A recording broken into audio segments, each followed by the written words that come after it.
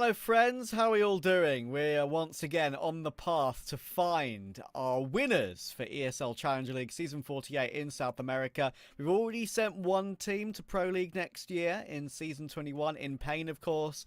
We now need to find our participant to join them from the lower bracket. We've got Red Canids versus Bestia to come tonight. And it's a game of course that has actually gone down quite a lot between these two in recent times, hasn't it, Matt? Yeah, they're pretty familiar with one another.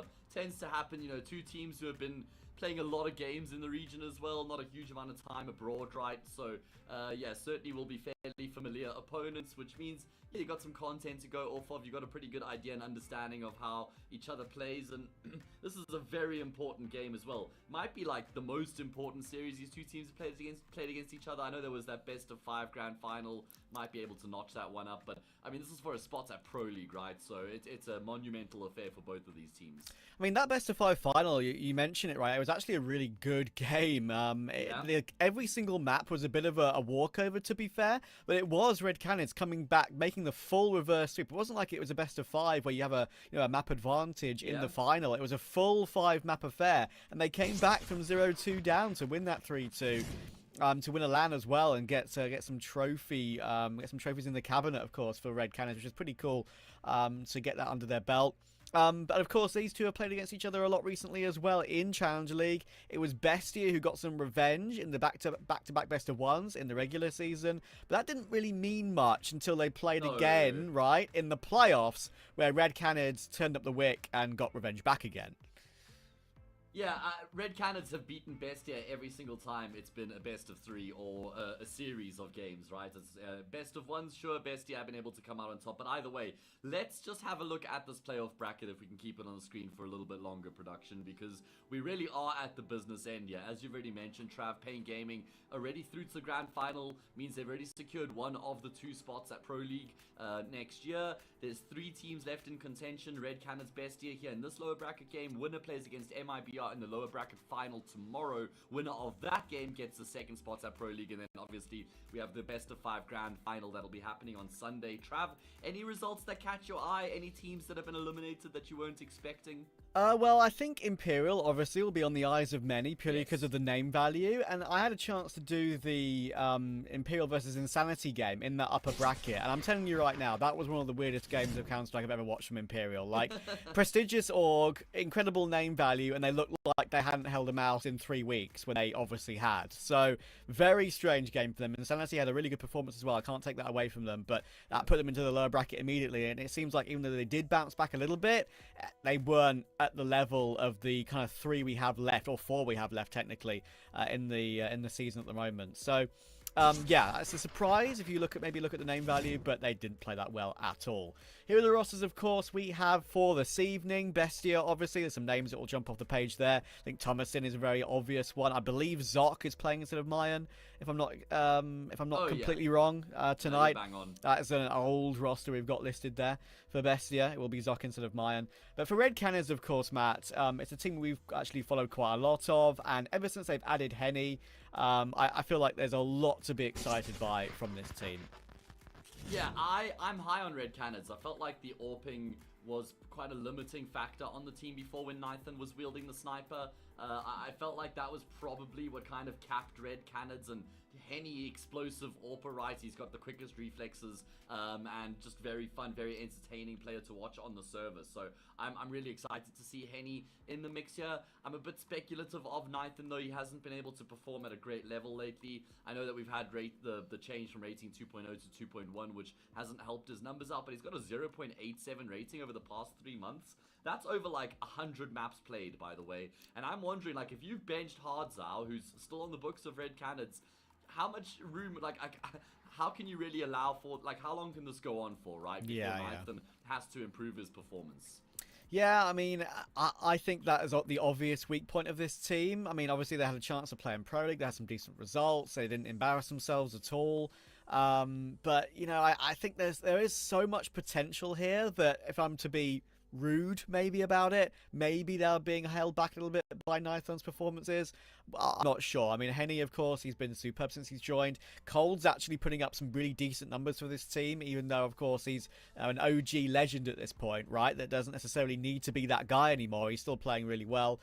Because Venom Zero, of course, and Davideus, these are the two players that we talk about a lot, especially Davideus, who, of course, is going to be our player to watch. So, I've covered him for so many years. One thing I always mention is that one of my first ever South American broadcasts for ESL back in like 2021, when he was on Paqueta, I believe, one of those other organizations, it was like a double overtime game, only double overtime or triple overtime, and he dropped like 68 kills or something ridiculous. It was one of the most incredible performances, and I'll always remember that. It really put him on the map. And talking of maps, we're now going to see where we're going to be playing today.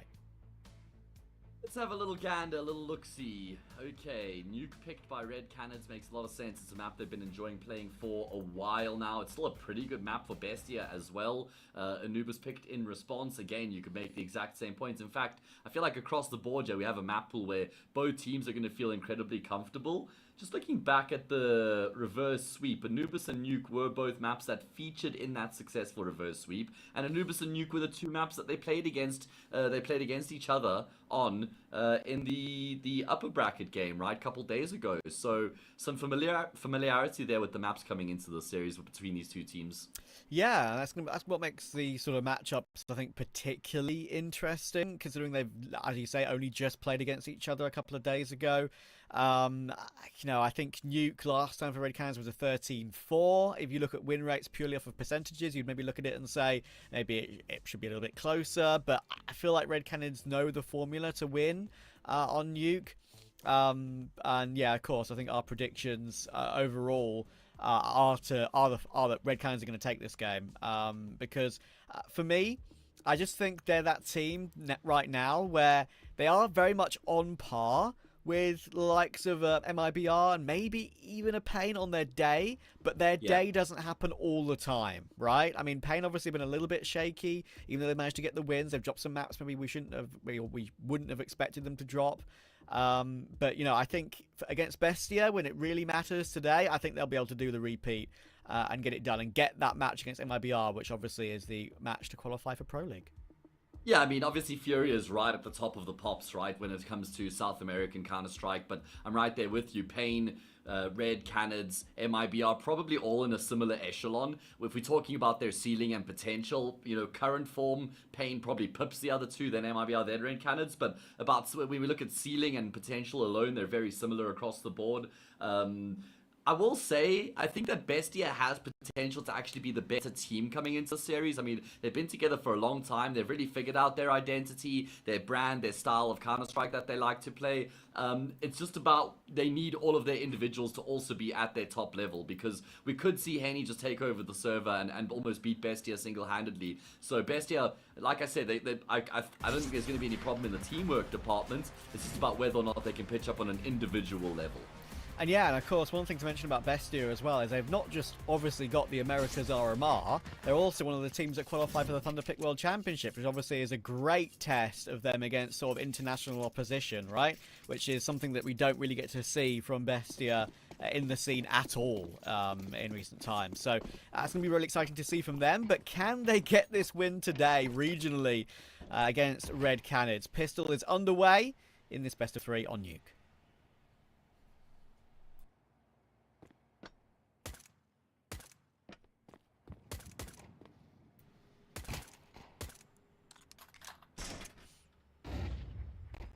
Tapping away outside.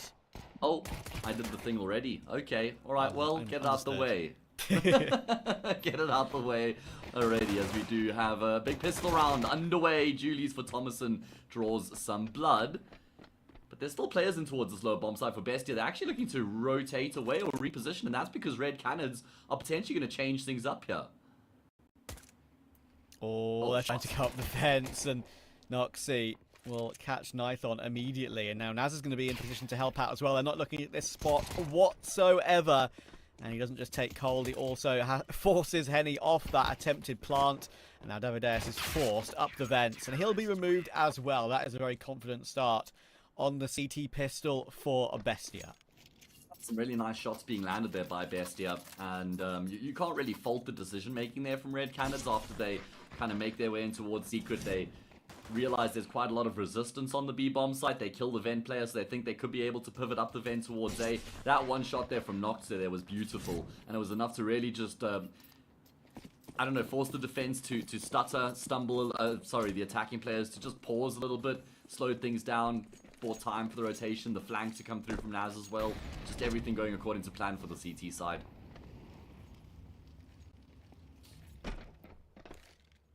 Nothing has made noise, but it won't matter. It is just the full eco, of course, in this round for Red Canids, apart from a couple of P250s. We have had a crazy a couple of days of play in South America, especially with that game yesterday. I had a chance to watch some of it. You covered it, of course.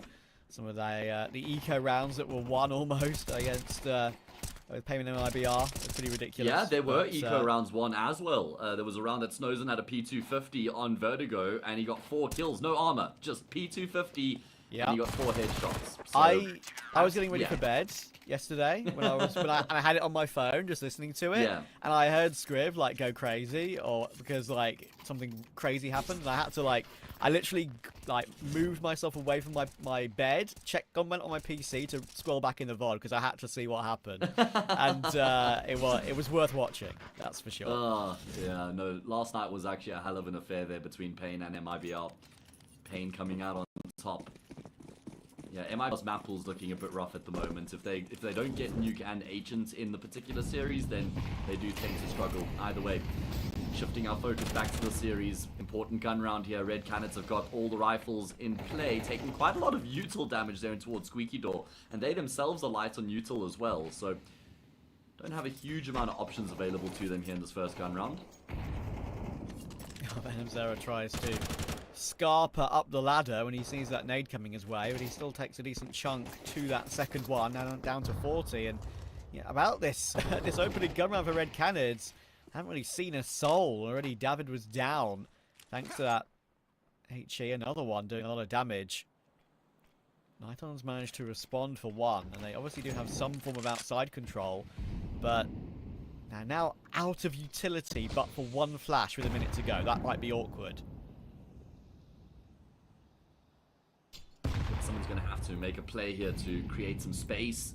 Nathan's going to try and do exactly that, hitching on the wall right now. Eventually will make his way through the smoke, but Thomason waits patiently on the opposite side there. And that really does limit the options for Red Canids. I mean, they still have been able to get Henny down into Secret, but what can he do besides try and force rotations? And Cold Zero and Venom Zero, they're committed in towards lobby right now, so they eventually will have to try and go in towards the same bomb site. Henny's going to double back to try and join up with them and make life a little bit easier in getting on that bomb site, but 20 seconds left on the clock. Henny's still searching for the player outside. How on earth do Red Canids make this one work? Oh, they're just not expecting still to be an MP9 in Hut. Zoku just the insurance policy here as well. Cold tries to make his way onto the site to plant, but you won't be allowed that at all. A nice little burst jiggle there from Thomason to make sure Henny, 1, does go down, and 2, even if he did die there, Thomason, he wouldn't have had time to pick up the bomb and plant it. So another good round from Bestia, starting on CT side. Could be definitely something that helps them. Yeah. I mean, I will say that was not an inspiring round at all from Red Canids, just in terms of how they go through the motions, just get picked apart as the round goes on. Never really any clear direction. Never really any convincing gunfights either, just taking a lot of util damage, what felt like unnecessarily at the start of the round, get chipped down, then kind of just poke and prod, but no major conviction, and yeah, that round fell flat on its face quite easily. Bestia going to be pretty comfortable with the start that they've been able to piece together here. They should be able to extend it to 4-0.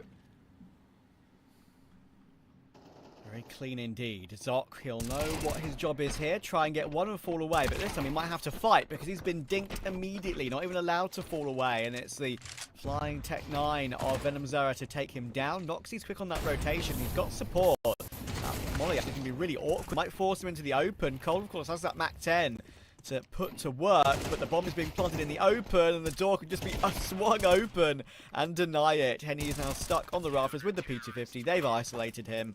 Although Red Canids do damage again to put Bestia down to 2 players alive. The round win is what matters, and Bestia do find it. Really solid work actually coming through there from Bestia to recover the round. It was looking quite dicey at one point. The T's just moving with pace through ramp into that B-bomb side. I like how Thomason just pushes all the way to the opposite side of the doors there. Just really limits the angles he exposes himself to when he opens up the doors and just isolates the bomb planter. 4-0. And although this is a tech pause, it's not going to be a bad opportunity here for Red Canids to just discuss what they're going to look to try and do in this next round. They're going to have all the util in the world. Henny will have his AWP as well, and this is where we're really going to see what Red Canids are about on this T side. They've spawned 2 more Davideuses. Isn't that terrifying? That is a very scary prospect for Bestia. That's not allowed. Imagine if they could clone. Imagine, like, did you see that YouTube video that someone made of someone creating a fully sized robot that could play aimbots to like perfect effect? It's actually crazy. It's actually crazy. Imagine if you could clone an AI to play the game, which someone just has from that video that I just described, and then learn a play style from a professional. Wouldn't that be wild? I feel like you've just described Zai Wu. He is a he is a project, man. He is some sort of an experiment. Yeah, it was that video went viral on the Reddit. That is I think. Interesting though. But yeah. literally, I was going to ask you, full-size robot that could click and move and yeah, crazy. It's crazy. We're seeing some mad things coming out of SpaceX and Tesla and AI in general. All of Elon it's Musk's scary, companies. honestly. But... What I did want to ask you though, and you can sit with this one, is how many Davideuses would be too many Davideuses? Is there a number? Either way, it is going to be Bestia, who I love this change of a pace coming through from them on the CT side, just after we've had a bit of a pause as well. They recognize how vital this gun round is for Red Canids as well, and so they look to disrupt the T side. They make a play, they get in their face, and they find an opening kill. Completely agree with you. I do think on a normal day, 2 Davideuses would probably be a bit too much, because usually he's the main man for Red Canids, or one of the main men to do the work. Unfortunately, he has had a slow start today. And Noxie has put himself in a really good position here, taking control of Trophy, pushing through ramp, and now has control of lobby. And everyone knows it could be a possibility. They're waiting to swing it, and actually, Noxie, I don't actually know how that misses. Whizzes through the legs, perhaps, there, of Henny.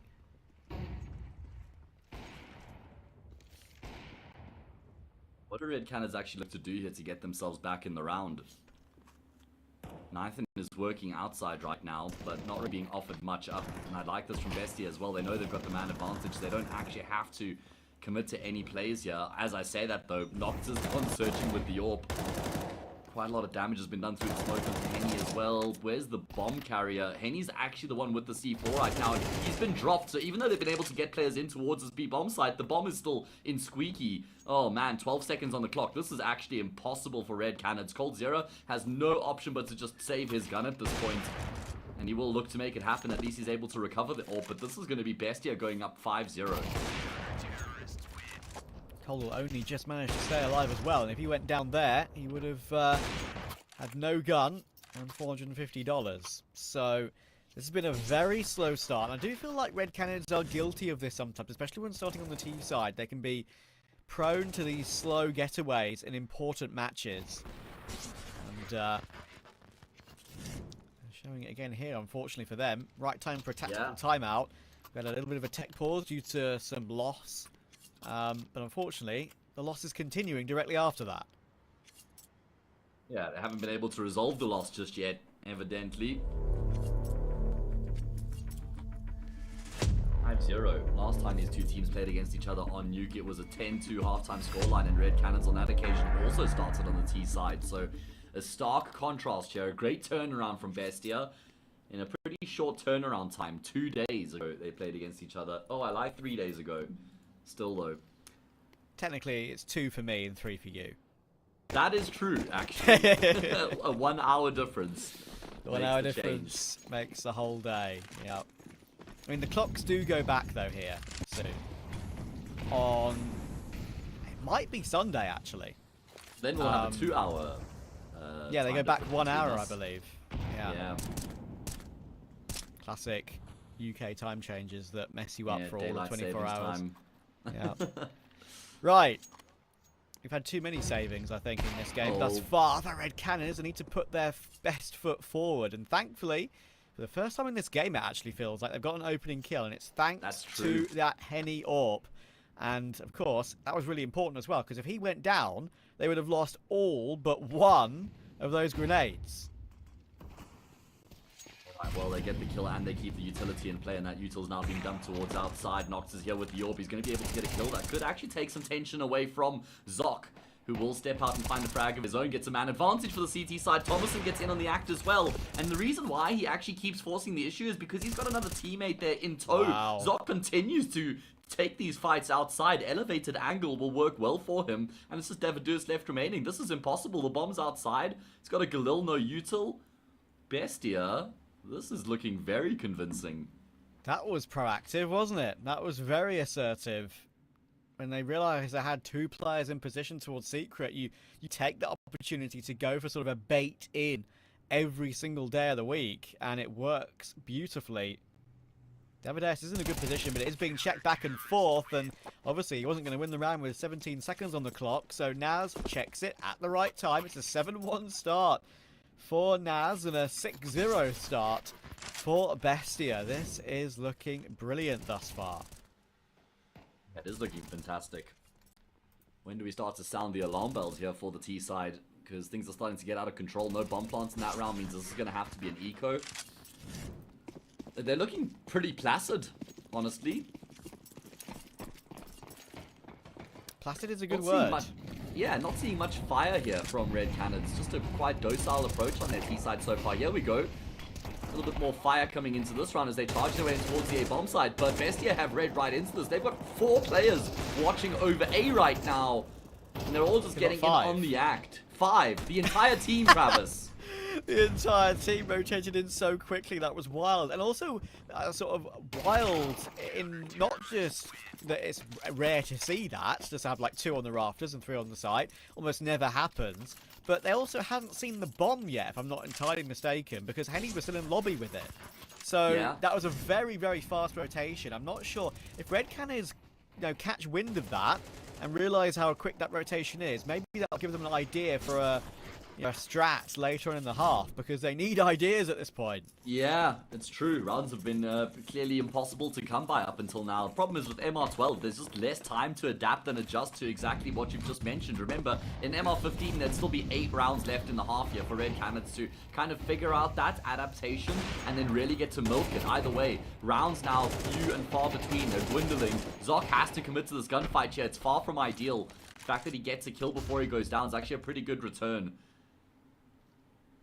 Yeah, and again, Bestia changing it up, right? Going for aggression with the AWP toward Trophy, but with a rifler in support this time. And it works out for that 2-for-1 they wanted. If Thomason comes up the vents, he might get caught by 2 players watching it. Kind of just staying in there for now. Once that weak smoke comes in toward door, he doesn't need to budge. He can only pounce at a weird timing. And you know what? He doesn't get the kill, but he helps Luchov get his. And even though Henny with that kill on Luchov, and Naz kind of dropped to his death there to get the kill. He's gonna get caught from heaven, is Henny. So nothing is going right. Kind of crazy. Even in that round where they maybe had a chance to get one back and get into an afterplant in a 2v2, that kill comes in from top hut and it's done from there. Yeah, Noxa does really well in this round, gets the opening kill, and then finishes off the round as well. Wasn't too clean. Bestia was, quite messy. The player coming up the ladder, and then Luchov dropping off the rafters. There were a few moments where I thought that Red Canids could capitalize and get themselves into the round, but Noxa denies them. 8-1. Naz is 9-1. Remember, Noxa's... He's not like a crazy star AWPer. He's the AWP IGL of this team. He's normally just like reliable, stable AWPer, posted up on angles. He's taking some initiative. He does actually look to be adding some more depth to his game as an AWPer. Forcing opening fights a bit more. He seems to be a bit braver over the past like 6 to 9 months. And I actually genuinely think that's coincided with the improvement of form we've seen from Bestia. With them qualifying for LAN events, qualifying for the RMR as well. The Thunderpick World Championship coming up soon. I think that Noxa has stepped up his game as an AWPer, and it's great to see. Yeah, and it's what's great about it is that he's, I wouldn't say, I think reinvented maybe is a strong word, but he's sort of refreshed his form at a very late stage of his career as well, which is always cool to see. And, you know, who knows, maybe Bestia could be one of those teams that make it through the RMR. There are plenty of slots in that America's RMR these days to make it through. We shall see. Be a great underdog pick, actually. David will manage to deal with him in this round, but I doubt they're going to find their first. This is definitely, I said earlier it was getting out of hand. It is now officially out of the hands of Red Canids. It's running away, Trav. Like. Yeah, out of the hands. It's now running away from them. They're going to have to start chasing it at this point. Over the hills and far away, like a Teletubby. Yeah, exactly. Or a Led Zeppelin song, right? Over the hills, far, far away. I think it is Thomason dropping down on, or David dropping on Thomas's head. That was funny. Oh man, yeah, this is not going according to plan. I wonder if there's an element of complacency here for Red Canids coming into the series against Bestia after how they've dominated Bestia in most of the series they've played against them. They've won every single series. Of course, they've lost best of ones, but best of ones are not series, just by definition. So I wonder if Red Canids are like, yeah, you know, we're playing against Bestia. We beat this team 13-4 on Nuke 3 days ago. This is going to be easy, and it's been anything but that up until now. Of course, I am assuming, but we're prone to doing that with our job. Indeed. I mean, that Nuke, that 13-4. I mean, Cold went 20-7. Venom Zero and Nithon had 32 kills between them. Like, it's just a world of difference. And often that can be the case. I mention it very often when we have a game where, you know, teams have played each other. Luchov, that's just brilliant. Oh. This is a buy round, by the way. That was so calm. You know, I mentioned when a team loses, right? Especially if they lose significantly and they know they could very often, very likely have a matchup against the same team in a few days' time, they will put a lot of effort in to learn what went wrong. And I feel like that's exactly what Bestia have done. They've really clocked on to what's up right now. And again, I mean, I'm talking over the play-by-play a bit of this round because there's just nothing really to speak of for Red Canids. If truth be told, they're getting caught at every single angle. Luchov got those two outside, and once he did, it was pretty much over. Yeah, just getting picked off one by one right now, and making it look way too easy for Bestia. Red Canids try and turn up the pace a little bit more in this round because they've been playing fairly... I'd say just slow towards outside in general. This time they throw the wall of smokes, try across at the start of the round, but Thomason catches them. 10-0. What a dominant display coming through from Bestia up until now. You can just read the numbers. They're easy to add up because there aren't many of them. 5, 10, 15, 18 kills across the entirety of Red Canids right now. 18? That's less than 2 frags per round right now. That is a huge problem. Yes. And I think Red Canids, sure, you know, people will look at it and be kind of shocked and saying, guys, this is your map pick. You're losing 10-0. One of those classic things where people will screenshot it and post it on social media when a team picks a map and then loses it 13-0 or something ridiculous. But it's not exactly a bad map for Bestia overall. It's one they can play. And the fact they've started CT and Red Canids have started T, I'm not going to pretend that that's the main reason, because a professional team should be ready and should be getting probably 5 rounds on T side these days on Nuke, but they have been absolutely nowhere. Sanity has not been good, and now with the Grills here, they haven't got much utility anymore either. They've used all their smokes. They've only got flashes and 1 Molotov left, and Thomason is about to be tested again. This is the best position, unequivocally, that Red Canids have been in throughout the map so far. And it's going to be Thomason out in the open. Oh my god, how does he get both those kills? A third as well. He's just mowing them down. Lines them up, knocks them down like they're 10-pin bowling. And, well, eventually a kill will come through in the round, but it's just a consolation prize.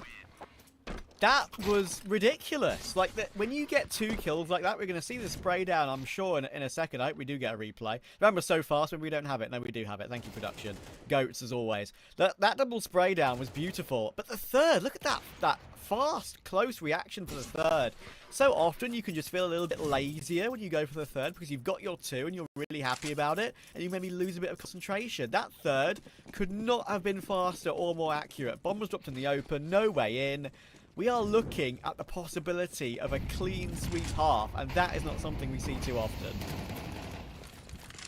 Especially not when it's the underdogs. And against a team like Red Canids. What is going on right now? This was not the script I received earlier on today. Red Canids, they're going to roll up their sleeves and just go back to the good old faithful. All the util here, and a massive execute into this A bomb site lined up. There's only one player on A right now, by the way. Okay, I lied. There's two. Naz and Thomason, but it's a fake. It's misdirection. They pull all the attention away. Maybe kind of hearing what you were mentioning earlier on about some of these over-rotations, but these multi-kills continue to come through from Bestia. Oh, Luchov once again doubles down. That should be, you'd think, relatively safe, but it's the first time that Bestia really had to put some in on a retake here. I might be going crazy. Is that their first plant in the entire half? I think so, Trav. That is absolutely wild. We've got the last one of the half coming in, and this is their first plant. It's a 2v3. Nighton is stuck with the Mac 10. If he gets one, it's good, but he needs two. And a missed shot from Noxie might give them a chance, because Cold's found his kill. It's now all down to Noxie, and Cold has the best angle possible. And Red Canids will, well, it's still a relatively embarrassing half, but they will get one. We'll see you in a minute.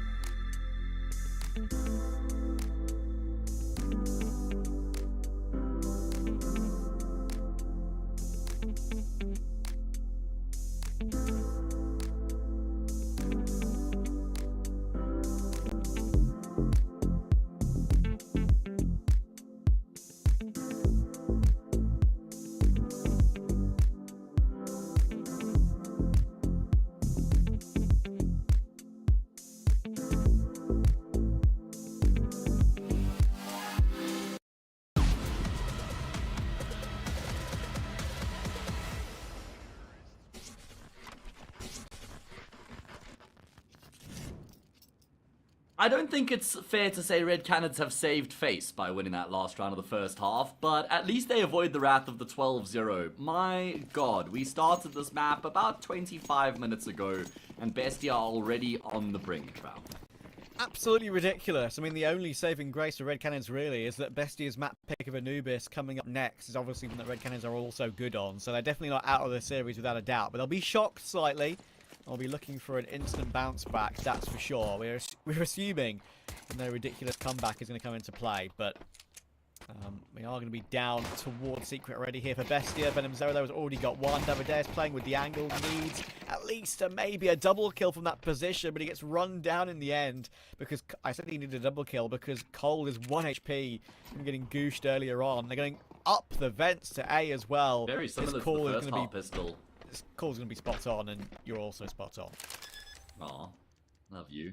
4 versus 4 here. Gonna have to be such an important retake. No kit, and a couple players are fairly low. Nocta has the Julies that have been recovered from David's body, and that's going to make this retake a whole lot more challenging for Red Canids. There's going to be all 4 players coming through from lobby as well, and it seems like Bestia have a pretty good idea that this is what's happening. In fact, it's going to be all of them through Squeaky Door right now, starting to just funnel their way through. Nocta on the angle, in conjunction with Thomason, have set up a really strong crossfire. So difficult for Red Canids to try and break through this one, but they will. Only just. I think the defuse will come through in time here. Yes, it absolutely will. Okay, Red Canids, they double up their round count. coldzera just got 3 kills on 1 HP, by the way. My goat. Well, he's one of the goats of Counter-Strike, that's for sure. Popping up when he's needed. That was huge. And, yeah, that kill, that first kill he got, came through so fast as that utility was being thrown. I thought for sure it was a flash hitting the body of his enemy and getting the kill. As it was a 1 HP, but obviously I was looking at it wrong because it was Cold who was 1 HP. He was the one fighting. It looked funny just the way it happened on a ridiculous timing like that. But yeah, he gets that first and then gets 2 more on 1 point of health. Can you believe it? Yeah, that's ridiculous. It's unlikely that we're going to maybe see Red Canids win this game, but if they're going to start it, well, that is the way to go. It's even just about saving face and improving the optics of the map at large, just improving the confidence of the team across the board going into that next map as well. Either way, going to have to weather the storm against the Force Spy. Look at coldzera so deep in towards CT right now, holding a very passive angle, but his position's now been made known, so Bluchov can maybe try and force this fight here with him already being in garage. Plenty time here in the round as well. Bestia spotting out a couple players so they can start to kind of piece the puzzle together as to how the defense is set up. In a world in which this could work out, they've spotted Cold now toward red box in spawn, and of course Bluchov is in a decent position and he'll catch the M4. One of the main guns has been dropped, and a little cheeky headshot angle against venomzera. That's why he's warded away from it. Doesn't want to take the gamble. The Indy finally goes back in when he feels like he's more confident and has a better timing and gets that kill.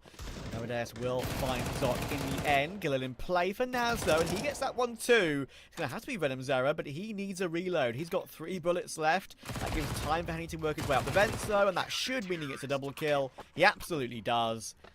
And Red Canids have some handle in the game now. It'll be an eco for Bestia. Really good timing from Henny there, going up the ladder into the A-bomb site, recognizing that he kind of had to make a play there. His teammate's position in heaven was made known, and so he knew with the bomb plant coming through that the other player on the A-bomb site would have had to have been watching heaven. So I like that Henny does kind of just take that initiative. And he makes it look easy. 11-3. Red Canids is clawing their way back right now. Such a long way back, but finally Trav, they'll have a bit of a reprieve, an opportunity to just catch their breath as they play against pistols. And it's something that I mentioned to you, have mentioned to you in the past quite a lot, right? When we've had games that have been runaway score lines, especially when it's the first map of a series, just getting warmed up into it for Red Canids after feeling like you've just been completely blown out of the water. It's important for them just to get some rounds on the board, get some play time. I'm going to use a really weird analogy here, which you know me for. It's like in snooker, when obviously if you're not at the table, you're not playing. It's not like it's a one person at the table sport, right? Where you can't have a say if you're in your seat. And sometimes players get out of their seat even when the frame's over and there isn't enough points left on the table to win, right? They just get some table time, get some practice. Feels like right now, Red Canids are getting their table time. I actually really like that analogy. I think it's an important parallel that you could draw here for Red Canids, just to, you know, get the reps in, go through the motions, and even just kind of, you know, get really tested, get pushed the distance, and kind of see, have their mettle tested, their resolve, see if they're able to, you know, keep it together, keep their composure when situations break apart like this and they're right up against the wall. Yeah, for sure. If there's anyone in chat who appreciated that snooker reference, hit me up. If you didn't, at TravCS, keep it to yourself. At TravCS, known for his snooker, F1, occasional tennis, sometimes some golf as well. Occasionally, rare, but occasionally. Very rare. Yeah, Yeah, if you wanna drop me a line, feel free. If you wanna say something mean, also feel free, because then I can just block you. So all good. As long as you just gotta follow us first if you're gonna say something mean. Like that's only True. fair, right? True. At Hayes Castings. Someone the other day, you can have at it. Someone the other day in my replies of like a tweet that did really well and was like very popular, replied just saying, "Trav, you're so boring," or whatever. And I checked and he followed me. So, what can you say about that? Anyway. Well, yeah, that just the maths checks out evidently. First gun round upon us here, mate. First opportunity for Bestia to really seal the deal here on Nuke. But Red Canids, they've got some momentum behind them. However, talking about momentum, Bestia have just broken down the defense on the save bomb side. Next step for Bestia to get this one over the line. Look at the amount of utility toward heaven. Molly work. How's he not burning? Yeah, just being on the ladder. Molly will actually not land, but being on the ladder means you will avoid that if your feet aren't actually on the ground. Which is sometimes handy for these sort of retakes. They're going to have to make this one work. There is some low HPs here on Bestia, of course, on Naz in particular. And there we go. It's working out in their favour now, Red Canids. Venom Zero is actually going to get 3. Naz hears the mini player and looks away. It's all down to Thomason, and he knows the bomb is being stuck, and he might think that, is it worth it? We'll give it a go on one, but then hop away. That is a really big retake for Red Canids. The Miss Molly actually is pretty costly there because it allows for Venom Zero to force that retake. He does phenomenally well coming through from heaven, getting those 3 kills, and he really throws himself into the bomb site, drops down out of heaven, back silo, gets the first kill instantly, finds a second straight afterwards, and he finishes off the job. That's just a huge shift coming through from Venom Zero in that round. 13 for 12 right now, leading the charge for Red Canids, and I mean, I think that retake will actually buoy them, you know, I think that'll give them a good boost of confidence. Bestia, they're going to just try and run it back. Why not? They got so close before, they'll say if it ain't broke, don't fix it, but just fix the afterplan. Wow. And I don't understand how Luchov has got that kill, and I don't understand how Naz has got the timing on Henny outside. They've got another 5v3 to work with, but Cold will obviously have a response, and Venom Zero is doing it again. Oh, he's got 2. Getting 2 there is huge, but now it's only Cold alive, and he hasn't completed that kill on Luchov. That could be a massive turnaround in the round, because if he gets that kill, it's a 1v1, and he's got so, I guess you could say, so many opportunities to work with, knowing that he doesn't have to worry about Luchov's position anymore, and only Noxy, the IGL, to find. But as it is now, it's a long rotation. He's obviously going to have to go for it. They've got money, and it would be giving up map point for Bestia. He's got a kit. He's got a smoke. I don't think he has the luxury of just shift walking the entire way through. I think he's missed the trick. I think he had to just kind of gamble and run. I mean, he will get that first frag on Luchov. He has got a smoke and a kit. The only hope here is to just stick the defuse in the smoke, and the smoke's actually missed. Oh, no. Okay, well, that is going to be Bestia up to 12. I love how brazen they are with that round, Trap, because I thought they might start to get a little bit antsy after losing that previous post plant, but they just force their way into the A bomb site immediately afterwards. At least Luchov does. How does he stay alive for so long, just weaving his way around the smokes? There were 2 players searching for him. He gets a kill, and then he gets out of dodge as well. That was incredible from Luchov. Yeah, I don't really get that. It was impressive. He managed to path his way to success there. Bestia will hit 12. Yeah, as you say, I think Cold maybe tries to play a few more mind games if that smoke actually hits as well. Maybe he fakes it and then tries to take the duel on Noxy. But here we go. Pushes in towards the site, and once again, it's Thomason. I mean, if I was going to pick a Bestia player as our player to watch, I would have definitely picked him. Obviously, we picked Amadeus. I'm not going to try and say, you know, we were right in any way. But Thomason is often the main man for this Bestia team, and he's 22 and 10 for them right now, looking to lead the charge to this map of Nuke. Yeah, he's been incredible. So ridiculously good for Bestia throughout the map. Red Canids looking to set themselves up here for the retake, and it's just not looking doable. Thomason's been able to get a 3rd frag in the round. Cold Zero left alone. They know exactly where he is, and unfortunately, he will fall short. Bestia, what a display. Absolutely brilliant from Bestia. That might be one of the best games I've ever seen them play. You know, especially in recent times. Don't forget, when these 2 teams last played, Red Canids got a 13-4 on this map, and it's basically a complete turnaround. Bestia have learned what went wrong previously, and their CT side was, well, borderline impenetrable. Yeah, it was, I'm right there with you. That was probably the best display I've ever seen from Bestia in the server. It looked so good across the board. It's not like, yeah, sure, Thomason did ridiculously well, but it wasn't just the Thomason show that carried them through that map. Everybody had their moments, and they'll be very, very proud and happy with that performance to win the first map of this all-important series. Can they finally win a match, a best of 3, or a series against Red Canids? Well, they're now 1 map away, Trav. Yeah, and of course, we know how important this one is. Of course, yesterday you were describing it quite well with Scriv, of course, about how we didn't really know how Pro League was going to be next year. Today, it was, of course, all announced. It'll be 2 Pro Leagues in 2025. So now, of course, these teams know what they're playing for. Format's going to be different, but, of course, opportunities to play on LAN against European opposition, which is what ESL Challenger League is all about, to get these teams to those events. Of course, ESL Challenger League has sort of started many a career.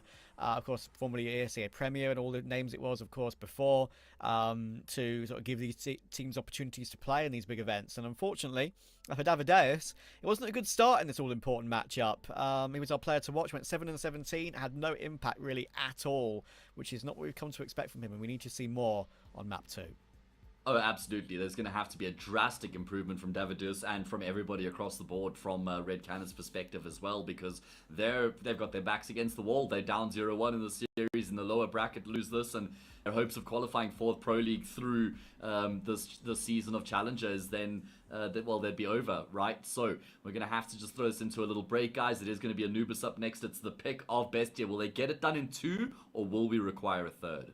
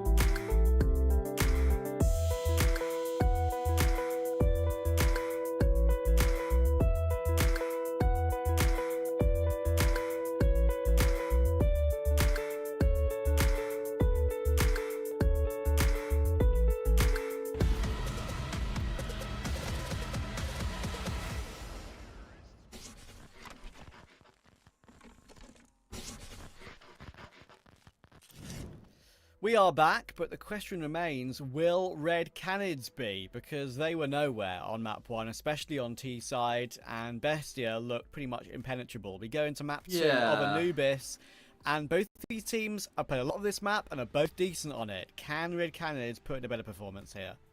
Well, here's the thing, Trav. Red Canids can't be back if they haven't pitched up in the first place. We need to see them actually pitch up here in this all-important game, mate. They lost the first half 11-1. There was a little bit of a resurgence there at the start of the second, but remember the pistol round that they won came down to a ridiculous 3k from Cold. I mean, it could have been over 13-1. So, yeah, that scoreline almost flatters Red Canids a little bit, it feels like. I was so impressed by Bestia across the board, even when there was some pushback and resistance from Red Canids in that second half. Bestia didn't like go into a shell and start to get a little bit nervy and play anxious Counter-Strike. They were like full of confidence, just back themselves with everything that they did on an individual level as well as a team. And I think that Bestia are looking primed and ready to actually get that spot in the lower bracket final. And so often as well, when you start off with a 6-0 lead or something along those lines, you can, subconsciously become a bit lackadaisical, and the half can be recovered to like 8-4-7-5, and you think, oh, what could have been?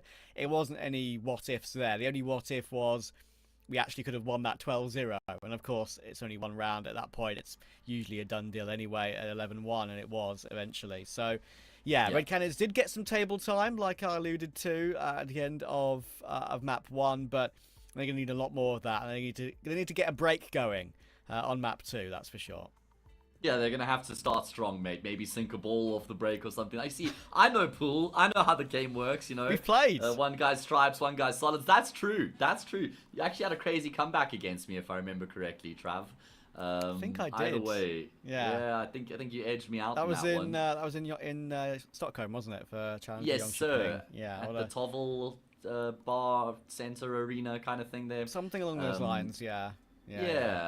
Either way, I just think I was so impressed by Bestia, genuinely, on Nuke and coming into Anubis. I'm going to book them as my favorites to get the job done here. I just didn't see much from Red Canids at all to really kind of lead me to believe that, they just have to brush up on one or two things and then they should be able to get the job done. Has to be a drastic improvement from Red Canids between the first and the second map.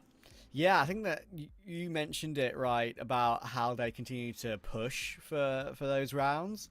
My point of becoming a bit lazy when you're up 6-0 subconsciously and getting caught off. They weren't, and it wasn't just in terms of just staying stock solid and winning the rounds because Red Canids were slow. They continued to reinvent. They had that round where they had 2 in secret and you had an instant trade which kind of secured the round.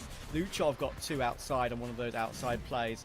Thomasin had that brilliant, and that one round that looked like it was going to be an issue. Thomasin had that brilliant 3k hold towards secret as well from single door. So yeah, I mean, every single thing they put into place, whether it was aggression, whether it was anchor position, seemed to work. Now, Red Canids, they need to find some of that spark back again. They start CT on Anubis.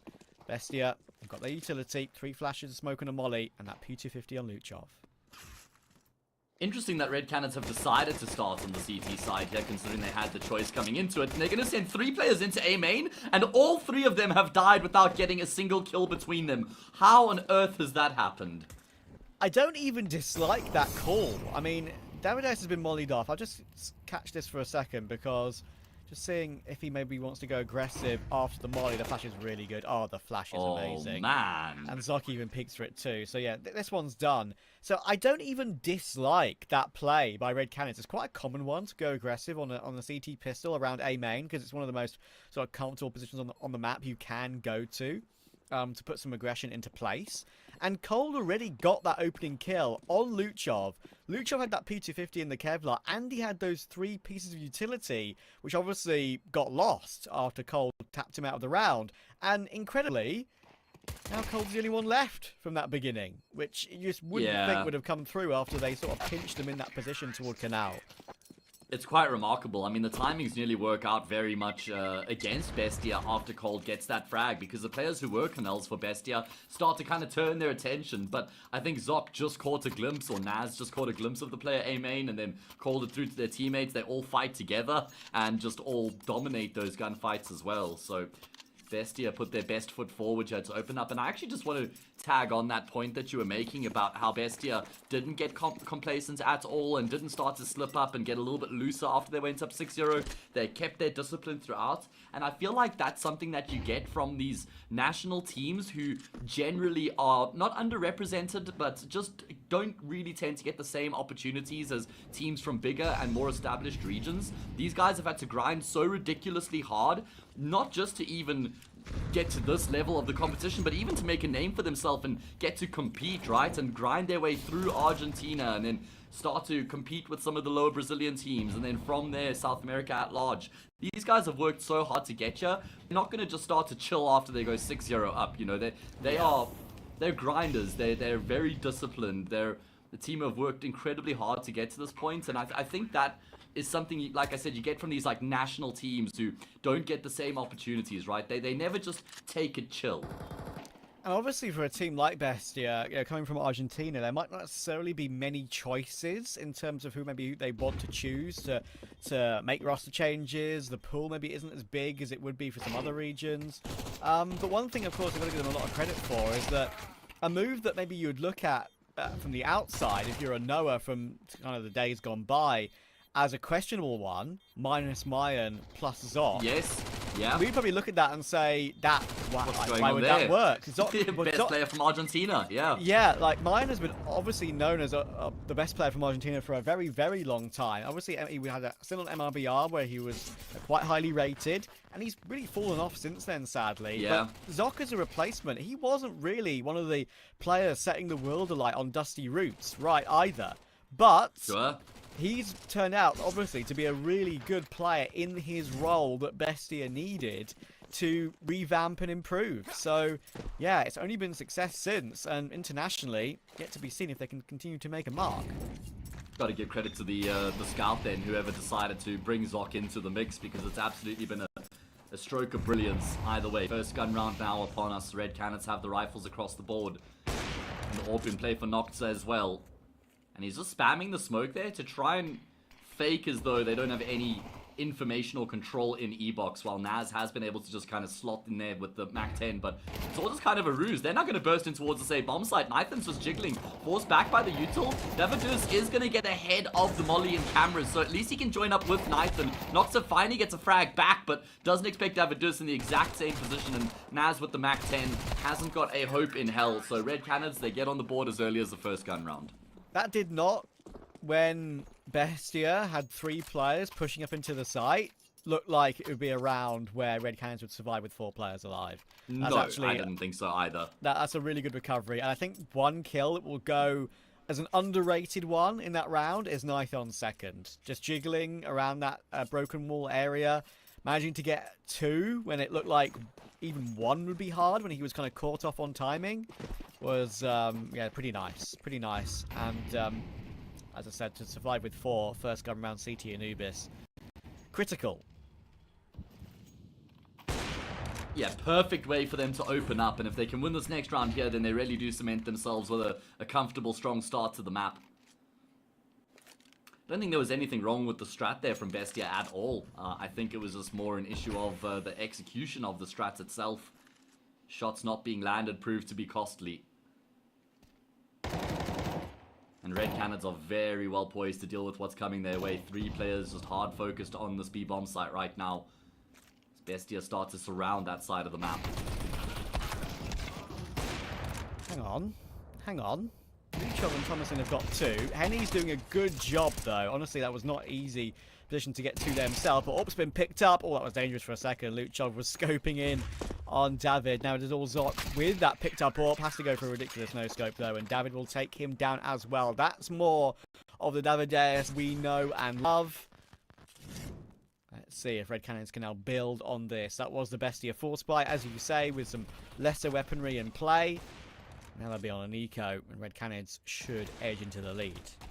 He really saves the day in the round there for Red Canids with his triple. I mean, the opening frag was pretty elementary from him, but the 2 kills he gets thereafter are so important to keep Red Canids in the round. Dancing around the bomb site. I feel like the player who comes through B main there is a bit reluctant. He was hesitant to wrap around the bomb site, and that's what gives Henny the time to just resettle and get the pick on the player behind pillar.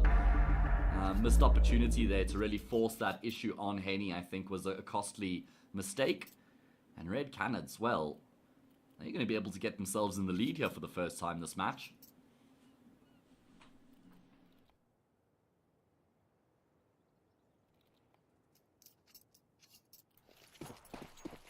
This should be a freebie.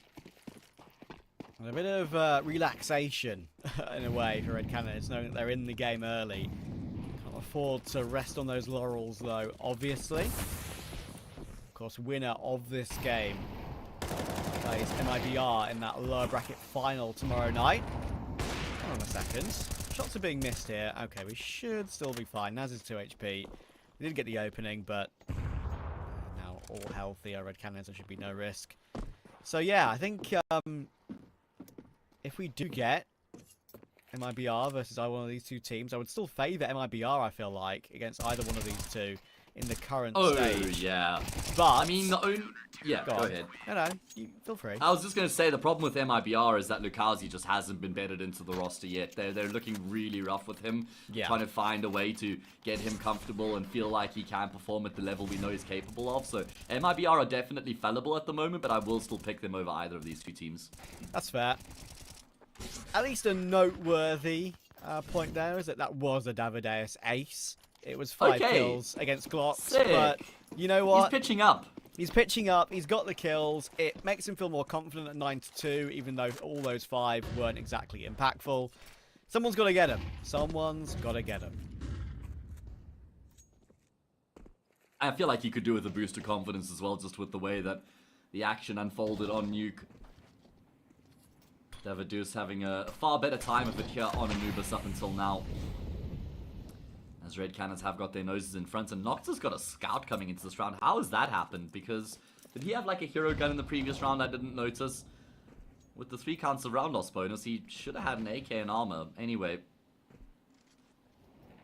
Passive default from the T side as they look to try and get some control in the round.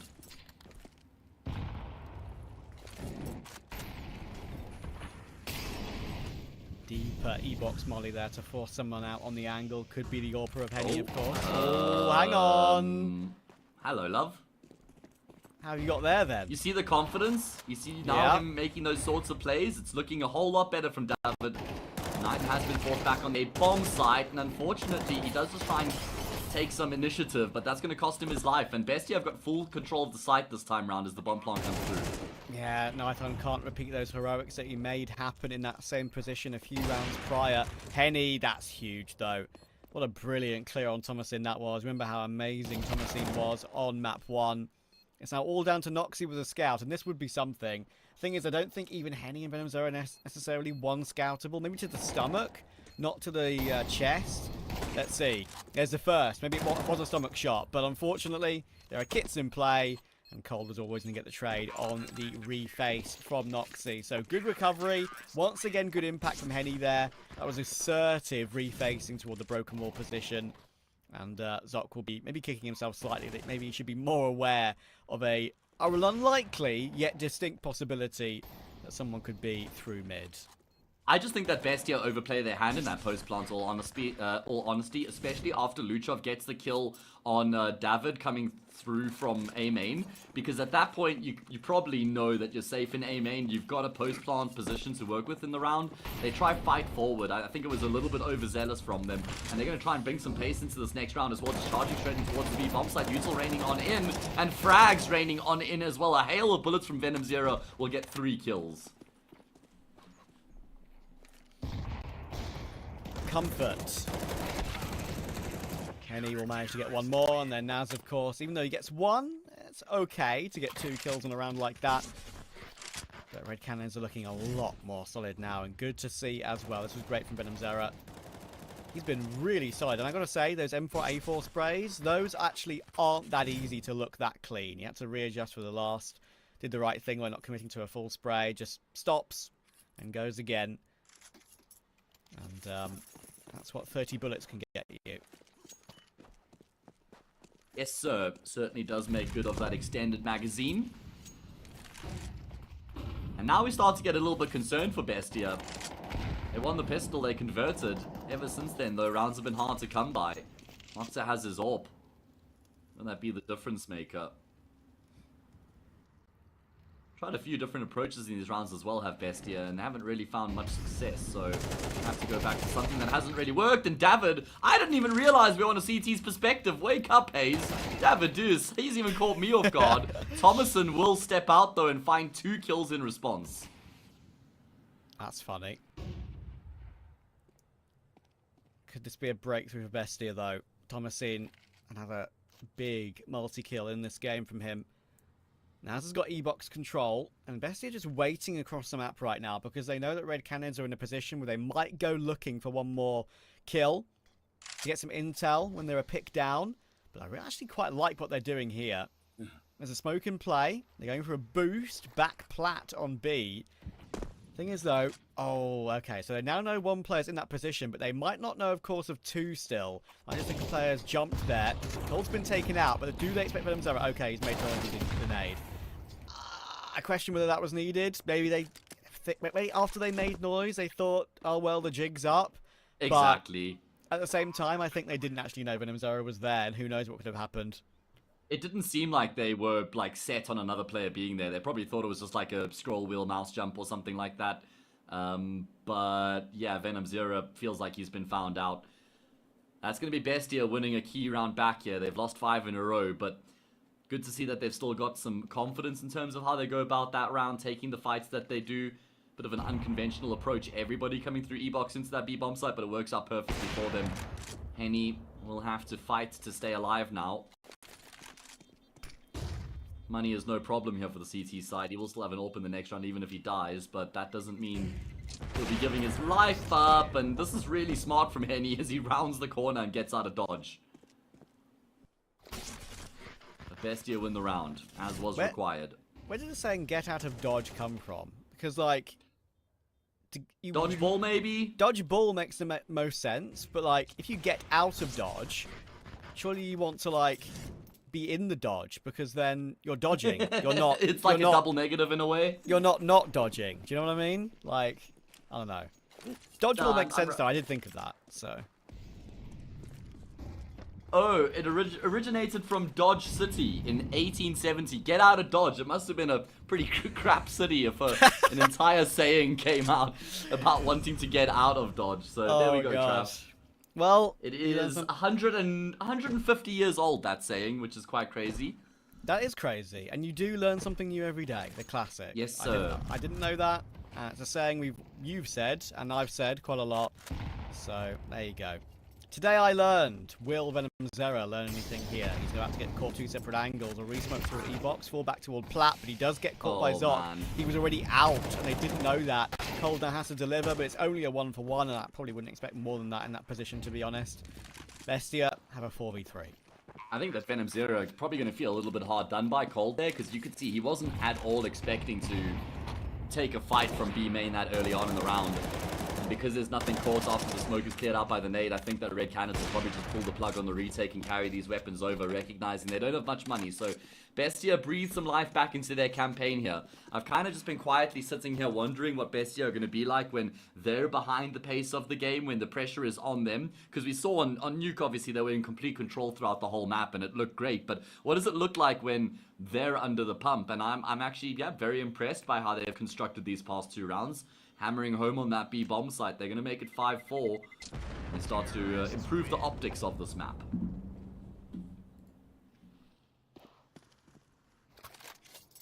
When your optics improve, it can only be a good thing. Probably in most cases. What's the one case? Looking at the sun. Well, but you wouldn't be improving your optics by looking at the sun, would you? No, but you wouldn't want your optics improved if you were looking at the sun, because then you could just see more, and that's just going to do more damage. That was the logic I was going with. Didn't make much sense, but let's just go with it, Trav. Let's just act like it makes sense. Round 10, we've got Venom Zero and Cold Zero ready to deliver once again, and it could be a lineup. Molotov actually will get the kill, and Cold gets 2 overall. Before he drops Venom Zero, that's going to be a good nade, I think. Yes, it tags all 3 of them and almost takes half of Zot's HP away. That was a really solid hold there. Now, Noxy will probably try and battle Orp his way through this. Right-click smoke maybe will aid an exit, but it's not deep enough, and David was very aware of that possibility. Red Canids will hit straight back, and should, in the matter of hopefully 30 seconds or so in their eyes, guarantee a tie on the half. I genuinely think that BESTIA have missed a trick here by trying to go to the B bomb site for a third round in a row. I think that they could have just tried to factor some conditioning in and maybe fake B and then go elsewhere, knowing that Red Canids would probably be quite quick on a rotate with the way these rounds have been going. I think it was probably one too many just trying to run it back in that B bomb site. Not enough respect for Venom Zero and Cold Zero. And that is going to be Red Canids remaining in the lead here as they'll go up 6-4. Should be a formality. There we go.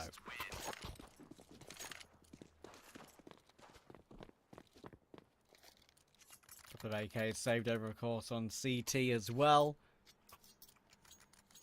Full util. Venom Zero's got the recovered molly over the incendiary. Always nice. And a tactical timeout for BESTIA at the right time. They'll know that 6-6 might not even be enough, but they'll know they need it from here. Problem is 8-4 looks very likely if they can't win this next gun round. So pressure again ramping up here for BESTIA. It is their map pick. They won the first map comprehensively if you're just joining us. 13-5 on Nuke after an 11-1 CT side. Mirage, a very good map for BESTIA as well. Red Canids are Mirage enjoyers, not to the same sort of extent. Seems increasingly likely we'll get to that third map.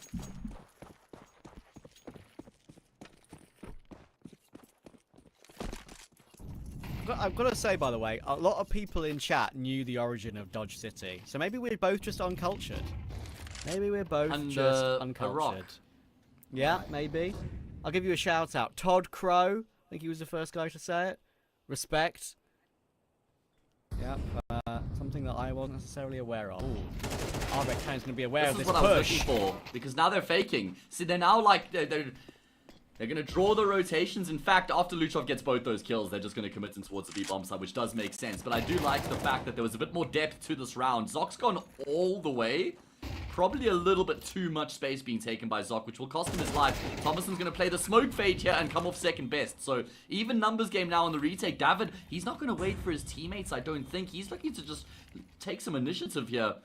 Play by his own rules. That smoke will keep him at bay for now, though. Oh, Luchov is in such a tough position behind the pillar. Not really much room to maneuver from there. Here's the resmoke from Davideus. Luchov not choosing to pounce when that nade is drawn, and it's going to work out for that kill. Now Henny is left all alone. Nithon was one bullet from death from Naz, and Henny will be forced away. Money isn't amazing, so saving this up for the last round of the half actually does make somewhat sense. It's always frustrating to save in this sort of scenario when you've got a kit and everything, but it's the right choice. And as you rightly pointed out, playing contact, playing something a little bit more different, a little bit more wacky, as we see here, just as I was describing it, Luchov walking through that smoke, making it happen, will work out for BESTIA.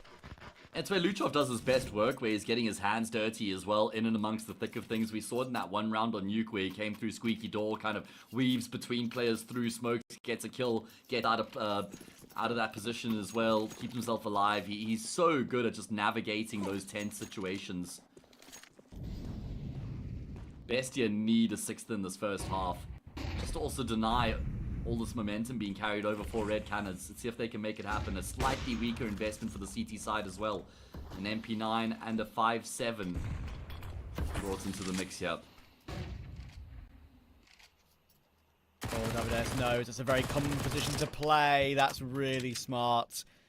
Naz just on the edge of the broken wall there in mid, and that's going to be painful too. The nade doesn't just bank off the wall, it banks into Noxy. Thankfully, they don't take huge amounts of damage to that, but it connects with him. Not just with the damage, but with the original throw. Yeah, that was great heads-up play there by Davideus. Once again, realising it's a common position, even when it's a smoke blocking it. And he has certainly been more like the player to watch we wanted to see. Oh, yeah. He's making up for that Nuke performance and getting the job done on Anubis. He's getting 2 maps worth of, or 2 maps worth in this one here in terms of his fragging output. Good opening kill. Bestia look like they maybe want to try and sell a little bit of a fake right now. They've got Thomason and Nocta with a whole lot of util being lined up and thrown into that A bomb side. Red Canids do have some forward positions at A main right now, so I don't think they're going to be calling for the rotations just yet, but it does actually force Venom Zero to go peeking into Canals, and Cold's gone down as well, so the fake has worked a trick. Venom Zero was moving forward, and Cold was too. And as soon as Venom Zero died, Cold wanted to hop away and play safe. But he was too late to do that because he got caught from main. And that has thrown a significant spanner into the works of this round for Red Canids. And that spanner should be ending this half right now. Luchov is low, but I don't see a way in which Red Canids can get back into this one. Henny with the kit's been taken down. It's now all Nython. He sees where one is, but the crossfire is going to be too strong once he tries to get past the angle. And there's Zoc getting the headshot. Lovely triple kill from Zoc and 2 from Noxy to keep us evens at half.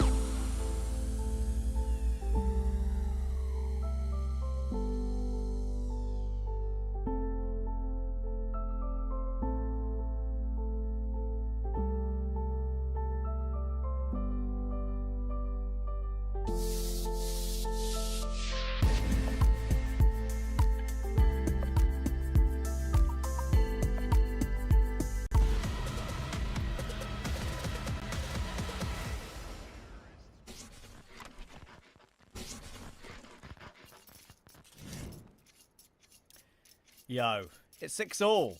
Bestia are still 1.5 away from making it through to the next round of the lower bracket, but Red Canids are looking to stop them and take us to a decider. And they definitely looked a lot more alive in map 2, especially Mr. Davideus. Second half pistol underway, double dualies for the Argentinians. Yeah, let's see if Red Canids can continue to fight back here and force that third map in the series. Closing the gap in towards E-Box. Coldzera just destroys Luchov, knocks the rattles off the shot with the Julies, but does not connect, at least not in a fatal fashion. Thomason does some chip damage as well. Red Canids have full control of the speed bomb site with the smokes in play right now. Kills continue to come through, and Red Canids are on the brink of regaining the lead.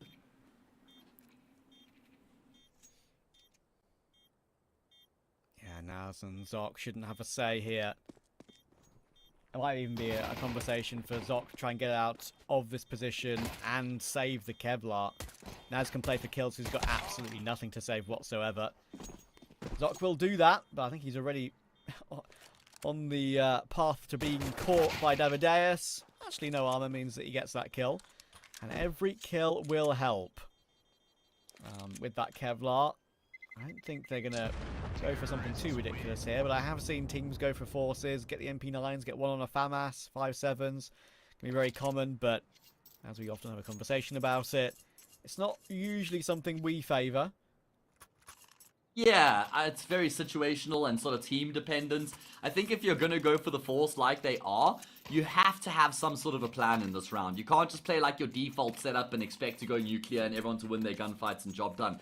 Have some sort of direction, have some sort of intention coming into this round, whether it's a canals crunch or maybe a flash through the mid-smoke, some sort of a play. Even if you just show presence one side of the map and then go back gamble stack the other side, and then if they don't come that side, you save your guns.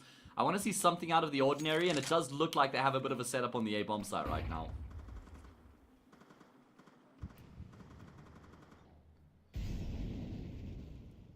Yeah, when you have a round like this, right, it's when people just play stock solid positions where it can be a bit problematic. But if you have a plan and a lineup like this, then absolutely it could work out. They do get that one FAMAS. Actually, it's kind of exactly the buy I thought would come through. One FAMAS, 3 MP9s, and 1 5.7. I thought maybe one extra 5.7 for some extra util, but firepower it is. And we are actually now moving those 3 players away from that A main position to go aggressive in mid as a trio. And they only get one back though. Thankfully, Noxie, that's an amazing kill with the FAMAS on toward Henny. And Naz has managed to remove David as well, with Cold getting his kill but brought down to 24. Sure, Noxie's also 11 from his heroics, but we're on as even. Yeah, pretty good effort coming through from Bestia right now. You don't mind sort of trading kills evenly when you've got the force buy. Nox is going to go back, I think, to collect another gun or some more utility. Actually just going to completely reposition here for the retake, trying to get the flank underway. 20 seconds on the clock. Naz has full health with his Galil. Can't do anything about the bomb plant. Noxa could be massive. Venom Zero is peering in this direction. No, a dink. Is that going to be enough to enable Naz? No. Venom Zero with a single point of health will collect both of the kills in the post plant as they do stave off the force buy. Calming the madness there from Venom Zero. That was really important. And yes, I will nod my head at that. That will change the game now. That's the all-important round. They got a freebie to come here. And they'll go into their gun round 9-6 up. Probably feeling a lot happier about the situation they're in.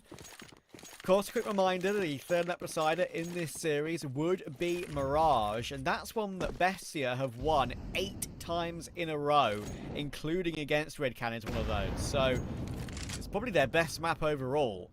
But you can never count out Red Canids in any game. So, really curious to see what we'll get when and if we get there. Or if and when, I suppose.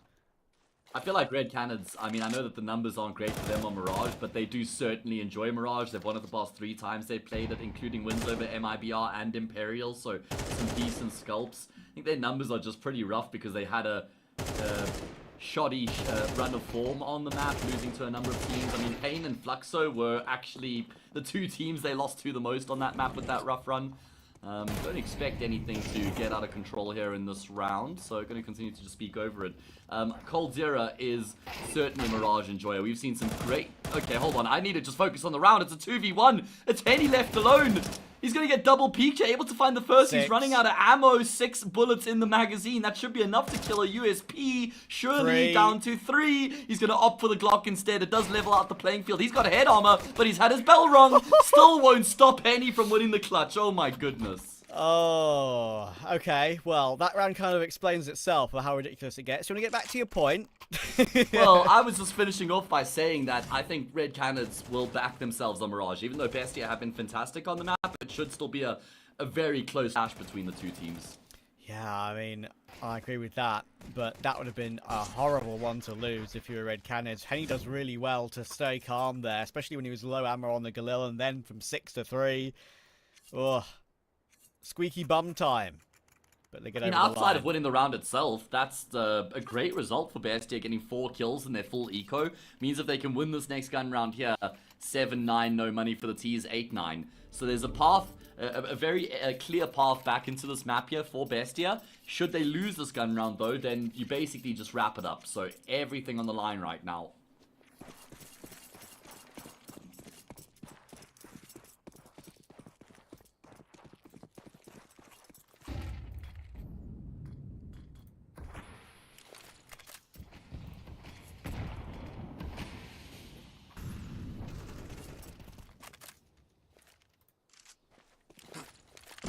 Plan going to be here from Red Canids? How do they look to pretty much put the final nail in the coffin? If it's this round here, I reckon the map's done. I would agree. They've got everything they want, Bestia, with that AWP in play. Oh, Noxy. Luchov being forced to jiggle. Of course, that is always awkward when it's a left eye jiggle. Minute to go. Recanis have taken mid, and we all know how important mid is on this map. I say taken mid, they've not really taken past the doors yet, and that's why Bestia are fighting for it. But that might catch off Naz here. He's walking into death. Thankfully, Noxy had rotated into camera to help out, so it recovers it into a 3v3 immediately. And even though Cold has advanced positioning in E-box after Bestia has sort of moved around their defense to help with that A pressure, they're still staying mobile, rotating back in right now with Luchov alongside Noxy, and this rotation could beat spot on. 2 players ready and raring to go. Use a clean entry, you would think, but Canids to get into this site because Noxy found the first. At least a dink by Luchov.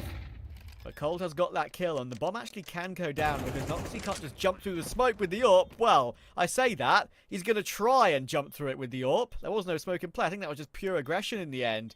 And Zoc is now 1 versus 2. He knows when he's dinked from information earlier. Somehow one bullet won't connect on Cold Bow.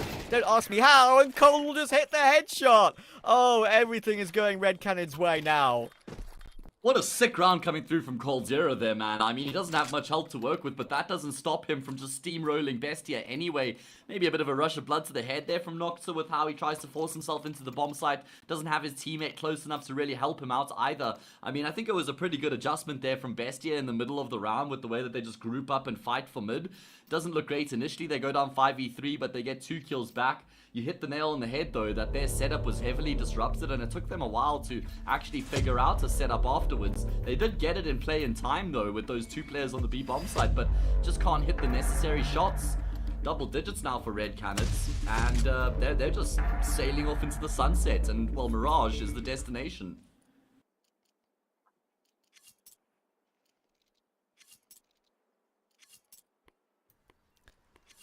Huge, and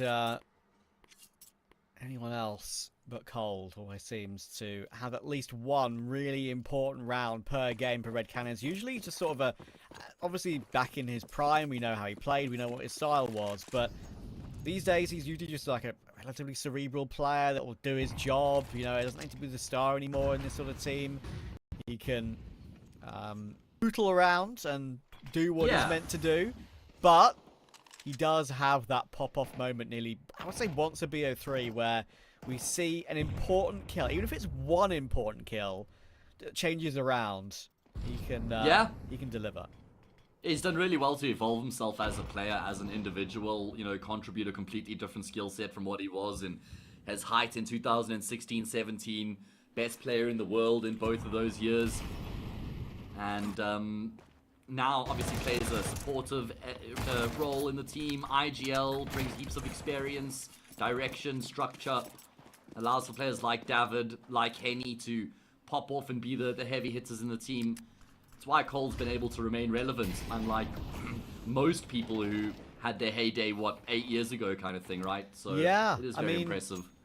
To be fair, it is the two who were goated on that SK LG lineup, of course, right? That are still around to this day. Fallen and cold. Sure, yeah. Yeah, I mean, obviously FNX, you know, tried his hand in Imperial. Fur can still do something, like, you know, I mean, I think I actually saw a quote from him that he played that show match at IEM Rio. He actually did quite well in the show match. He was like, oh, just playing in an arena again makes me want to play again professionally. But I think even though he knows in his heart of hearts he's probably done now, even though we knew how good he was back on that team.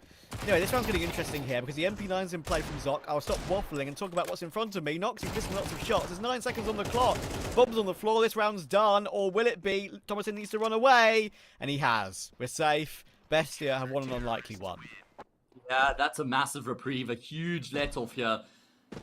As Bestia just keep themselves in the contest.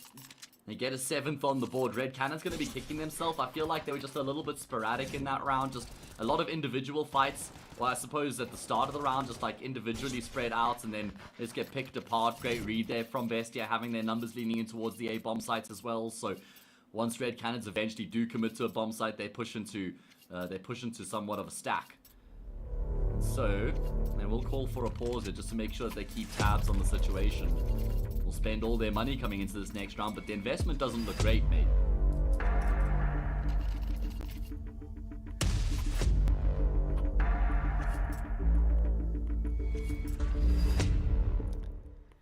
Now, of course, this buy that Red Cannons have here is a byproduct of when Henny had to win that round against the Eco with the Glock when he was the only player alive.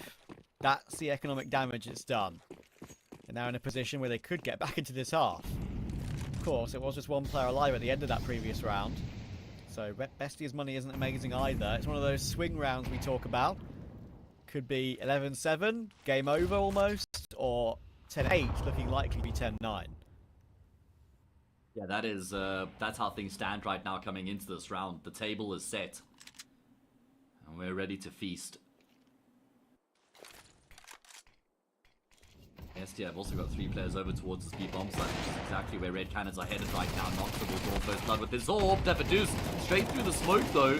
Will actually shut the Orb down. Unfortunately though, his teammates haven't really been able to work with him and apply the pressure at the same time. So there's still kind of a moment where it's not like Bestia are feeling too much pressure. As soon as they do get that kill on David, then they restore full control, restore calm. Henny and Nathan locked out of the bomb site, and this round's fallen flat on its face.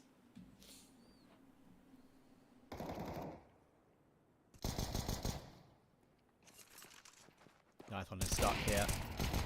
And so is Henny. Both kills coming through from Zoc nicely. Now then, we have a conversation for Bestia.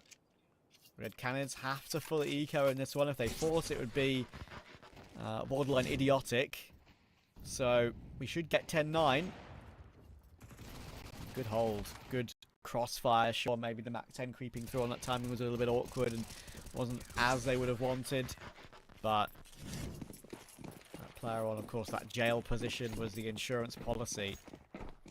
So then, Bestia, could they get this one done in 2? That would be something. It's felt like Red Cannons have had them. Yeah. It felt like Red Cannons have had them at arm's length the whole map. Yeah, it does. That's why it would be kind of against the run of play if Bestia were able to finish off the job on Anubis. But it does kind of seem like there's some signs of improvements as the map is going on here. It's going to come down to that next gun round, right? It's at 10-9. If Red Cannons lose that gun round, then the pressure just, oh man, it ramps up exponentially at that point. Parabolic at that stage, if that is the eventuality we end up with. Well, we have seen kind of reluctant to call it an eco round that Bestia won because they had max round loss bonus behind them. So obviously some SMGs and Kevlar in the mix. This is as eco round as ecos get, Trav. Yeah. It was a half buy they won. There we go. That's true. Quasi buy. Quasi buy. What does quasi mean in general? I don't know what it means, but Semler was the one who termed a half buy as a quasi buy a long time ago. long time ago. Yeah. No idea what the reference actually is itself, but that's where it comes from at least. Gotcha. 35 seconds. Red Cannons just need to make sure they Don't have one player die after time or something ridiculous, and there we go. Should be all good. Look how far Venomzera actually managed to get his way through, but Luchov still reacts, and he actually gets 4 from that. That's really clean from Luchov.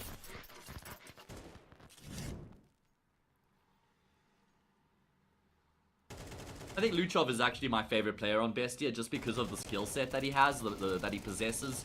He's someone who's always so happy to be on the front lines, just mega amounts of impact you get out of him.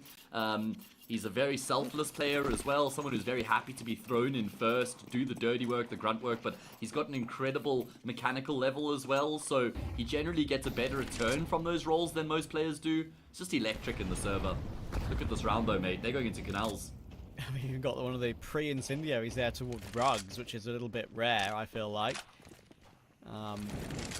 This sort of stage of the game all round. Just want to stop them from being set up there early round, I suppose. It's one that's very known, that sort of nade, but doesn't really have much impact long term. Zero was there, and they do have control of that position again. Yeah, I mean, Red Canids do have to take some time to clear all these positions out, though, because of the early aggression that came through from the CTs. I'm a little bit skeptical of Bestia's approach after committing all of that utility to take that early control. They just then immediately depart, kind of giving that space back up. And we're going to have a huge fight breakout in A-Mania. This is going to dictate the outcome of the round. Oh, Thomason was amazing on map 1, but he needs a lot here, and he's going to look away at the wrong time and play anti at the wrong time. And then Zoc, of course, tries to peek off of his teammate's contact. It's just not going to happen. Naz is here, and Nithon does go searching in toward heaven, maybe a little bit too aggressively, and there's another from Naz. And there is a rotation pretty quickly. Luchov's on the scene, and there's another quick 1-for-1. 2v2, bomb is down. Davideus is only 28 HP. This is a great little fight back from Bestia, and they're arguably somewhat favoured here. David got a really tough position to end because Henny's in the same area. They can just get swung on together, and there goes David. It's now all Henny. Do they know that he's in the corner? I think they are aware of that possibility. Now they know for sure. And Naz will get it with 4 health to spare. We're even at 10 apiece. And that's off the back of a 5 versus 3 as well, by the way. That is hugely problematic for Red Canids, getting some sick opening kills there towards A main. I think Thomason... Yeah, I think it's by design that Red Canids go in dry there without the flashbang in case someone was playing anti, and it was the perfect read. But again, Red Canids just, they go searching, they go hunting too much, guys, too much. I know that the post plant isn't easy on the A-bomb side if you don't have like Heaven or cameras control, but you've got the 5v3. Map control is just so much less important at that point.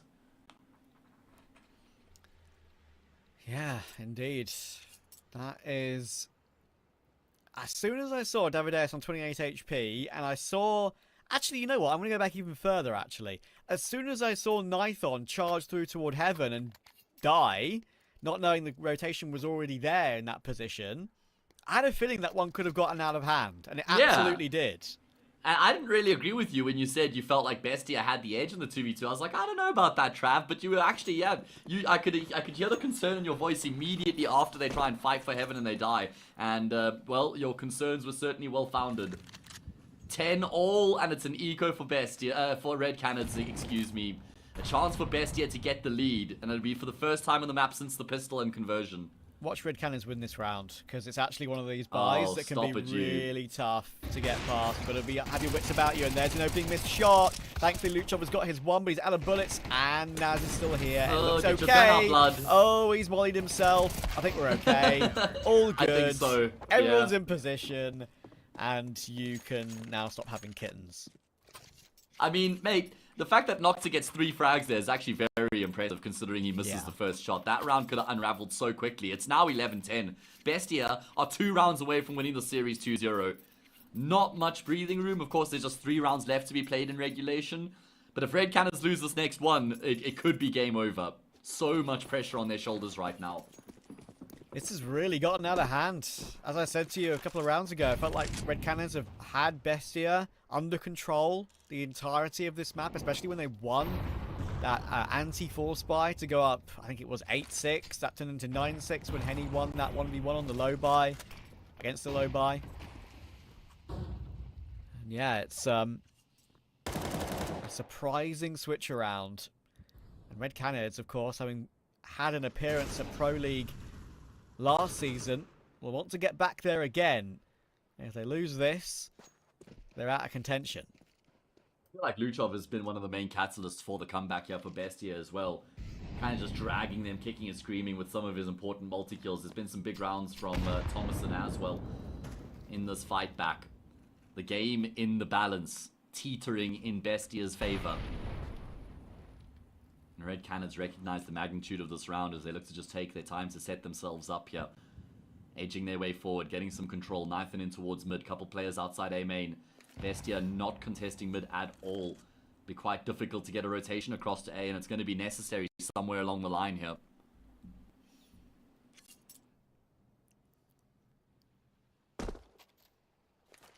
They're going searching though. They're going to realize what's going on. Really well timed incendiary. Yeah, 30 seconds as well. Especially in a 5v5. Nithon could be the key. Could be the key. Henny's down, tagged down to 3 HP though. There's a flank in play. Nithon has to get his kill and does. Naz is still here though.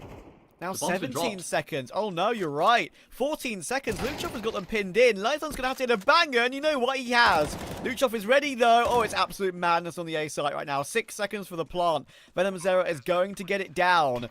And somehow they actually have a 3v2 out of this. Luchov has got pillar control, and they know he's there, but with 2 players stuck on site, it's still very awkward. Nithon will go down, but it doesn't bait a teammate into the kill.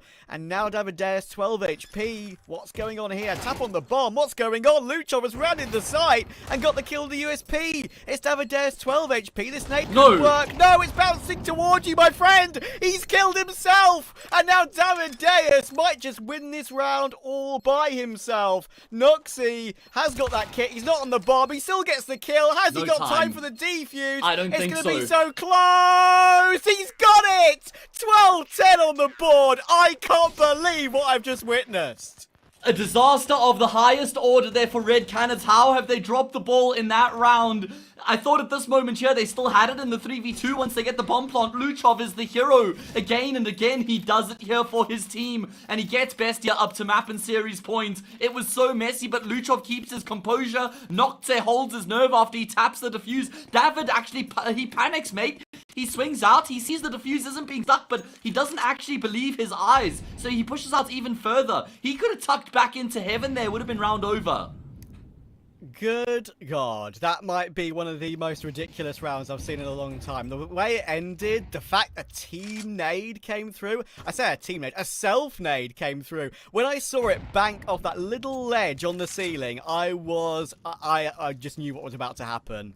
And And it didn't. It didn't, Trav. Bestia still won it. 12-10. How in God's name have they gotten themselves up to map and series point? 2 opportunities to close this one out. They've got bank as well, so it's going to have to be 2 gun rounds here for Red Canids to force this into overtime. Oh, dearie me. Counter-strike. And they're going to try go back into A here once again. Nocta and Thomason in tow. There's 1 flashbang left remaining. A dink out of Thomason isn't going to get the kill. Nocta should be smoked out of position he is. It's looking good for Red Canids here. Yeah, how does Noxie get out of it this time? This is looking even harder. Doc has got in support, but there we go. As I said, Nithon was again being cheeky in this mid position. With that smoke in play already in camera, this time, Red Canids have the answer. Important that both these remaining players stay alive because the finances on a few players doesn't look great. And Red Canids, well, that will restore some belief here. A pretty standard round coming through from them. And it works out perfectly to get themselves in 11th. We're going all the way here on Anubis. Overtime or bust for Red Canids.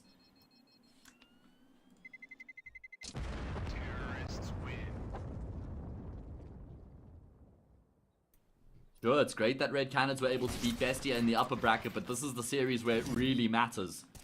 No lives left remaining. Yeah. Bestia will just know at that round that got them to 12-10 that was just an incredible lifeline and opportunity to get this one done here and now. And they'll want to take it. Red Canids, you know, fair play to them for sticking to their guns and going for a similar strat in the next. It worked perfectly. They just fixed a few things, knowing what could be fixed. They found an opening that has worked for them. I mean, I very much doubt they'll try something similar again, but Anyway, we're here at round 24. Do we have extra rounds, or is it game done? Cold Zero's going to have to call this round from the sidelines. Venom Zero thought for a moment he might want to try and force that trade on Nocta, but decides against it wisely so. Window was closed shut. And so they're going to have to just go back in towards this B bomb site. Bestia aren't completely convinced it's going to be B though. They still have 2 players committed to A main. Plenty time left in this round for it to marinate as well. Nocta playing that smoke fade. Venom Zero on the opposite side. This is really brave from Nocta. He's going to have 1 shot. It's all about the swing from Nathan. He's going to walk into... It's actually Venom Zero, excuse me. And he's gotten both of the kills on the players aggressing through A main. Oh no. Maybe we will have extra rounds. Bomber's not committed yet. And there's a resmoke, of course, front sight on A, which actually has meant that Red Canids aren't necessarily wanting to pounce on this yet with the bomb so far away. So it's not out of hand just yet for Bestia. Thomason is just going to put himself around the A site, stick there, and hope they go toward him. Again, Red Canids are running the clock down low here. But if they go camera, Thomason should surely be overwhelmed.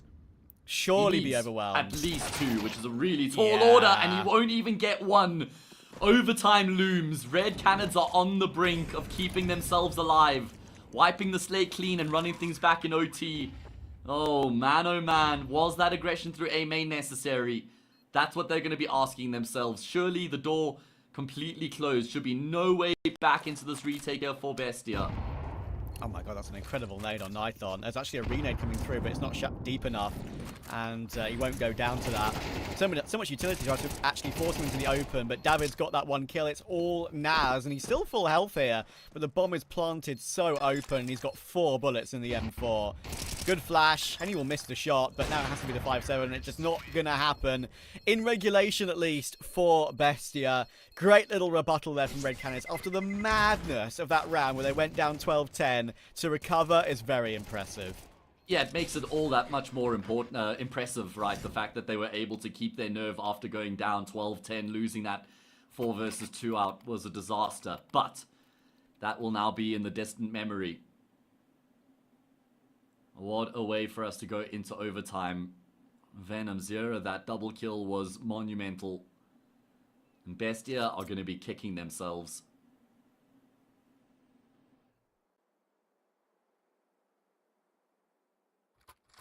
The pause before we do run it back here. Deep breath after that. Yes. End necessary. Necessary for me. That was like, that's the loudest I've gotten in a while, I feel like, because it deserved it. And it's, I say only. It's only is a bit of a rude word to say here, but it is only Challenger League. I'm not sure I got that loud during IEM Rio, mate, but that was just an incredible round. And if I've woken up my mother, I'm sorry, I love you. It was worth it, Trav. It was worth it for the moment. Should be getting back into the action soon enough here.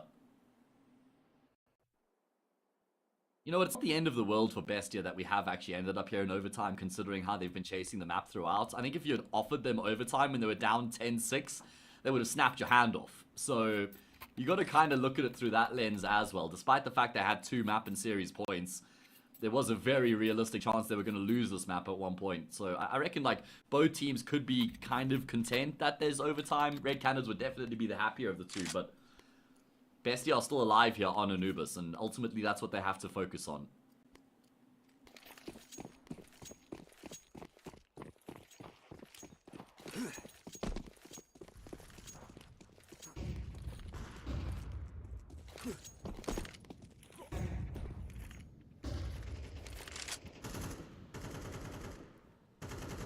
Already. Henny. Oh, and they're going aggressive outside B. That's not going to work. I don't think, not on that timing with those flashes in that moment. I felt like David had such a good angle for it. At least he's traded. At least he's traded. He's snuck into an E-box as well. Means that Cold can't really make his way through. Has might actually choose to spam this. I think he knows it could be in that cubby. Oh, never mind, he's walking through. This is going to be awkward now. They're hugging, they're embracing, or some kind of a hug at least. Anyway, Cole, you should realise at some point. Yeah, there we go. Oh, okay. A little bit ahead of the gun, Cole, but that's okay. The gun in the side of Naz's head there makes for an easy kill. And they haven't immediately taken the space into the B bomb site. Both Thomason and Zoc going to be coming through from A-Mania. They have to kill Venom Zero instantly, and then maybe they can drop the bomb carrier. No, not going to happen. Henny gets the trade, and Red Canids have gotten the lead here once again.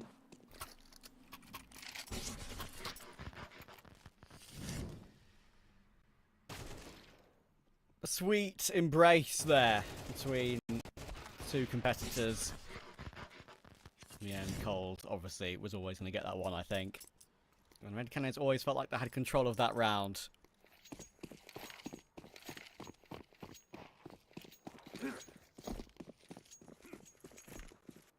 Feels like they've been in complete control in these past 3 rounds. Hasn't even really been any moments where it's gotten too scary.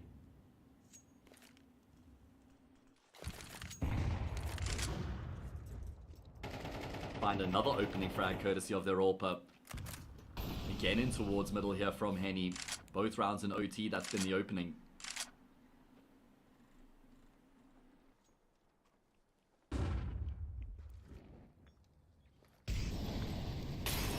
Obviously, Molly won't touch him, so he's actually going to stick around in mid, and even though he takes one tag to that, he'll fall away with the kill on his counterpart leader. Naz. Oh, he makes one step and they'll see the trajectory of those nades. Will they decide to push through that smoke when they know there's a player in the open throwing that utility? They're not going to just yet. Felt like they wanted to for a split second, but now Cole's been tagged down to 10. Oh, Luchov, all timing. He gets his one. At least he gets his one with Cold low. This round is still doable for Bestia, but it's a 3v3 retake. Zox, quick flank could work. Do they consider this is the question? You got Cold Zero controlling canals and then 2 players on the bomb site itself. There's a flash, there's some utility here for the T side. Big missed shot from Henny, but Zoc isn't able to get anything done from his position. David goes searching, and he's found both the kills here in the post plant to lock the round in. 14-12. Red Canids marching on towards Mirage here in overtime. 2 rounds away from getting the job done. Oh, mate. I just had a feeling. We didn't get the Hayes rule come into play of Bestia winning the first round of OT. Yeah, it would have been true. If Bestia won the first round of OT, it would have been it coming into play again. But first time it's ever failed. To be honest, it feels like it. It feels like it genuinely. In Rio, a couple of times, they even name checked you one of the times it happened. Just every single time. Let's go. Love that. It seems to happen. But Red Canids have kept the streak going from 12-10 down. And huge props to them when they could have just mentally lost it. And obviously there's a good chance we could have an interview at the end of this series. If Red Canids win, a conversation about that round would be very fascinating, I feel like. If either team win, actually, to be fair. Change of pace here. This time Red Canids again going in towards middle, searching for the opening frag, but they move with a lot more aggression in towards middle. Not to post it on the angle, though. And there will be a step coming through, nearly a collateral. Nox has done very well with his AWP. He's been a bit of a shining light here for Bestia, who have to win this round. There's no 2 ways about it. Can't allow for Red Canids to go flawless in this first half of OT. No siree.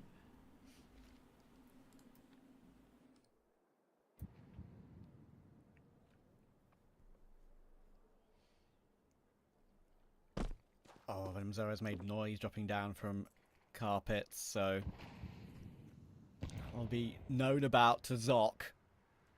He will actually make his way back up again, so somewhat a ruse in a way. Naz has cleared out B main. That's a lot of intel. A lot of intel. And even though Red Canids have mid, which is the most important thing, of course, on this map, to either split one side or the other, pardon me, you have to do it in a 4v5. Those flashes keep catching Davideus too.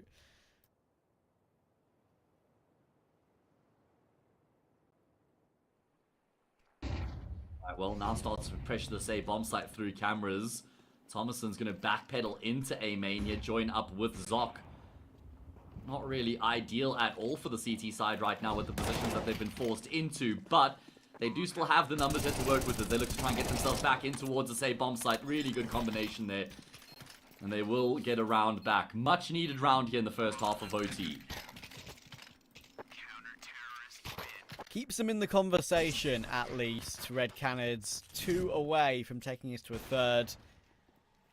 A clean sweep would have gone a long way to help out with that, but as you can see, Bestia just was swarming all over them at the end. Nothing you could do about that one.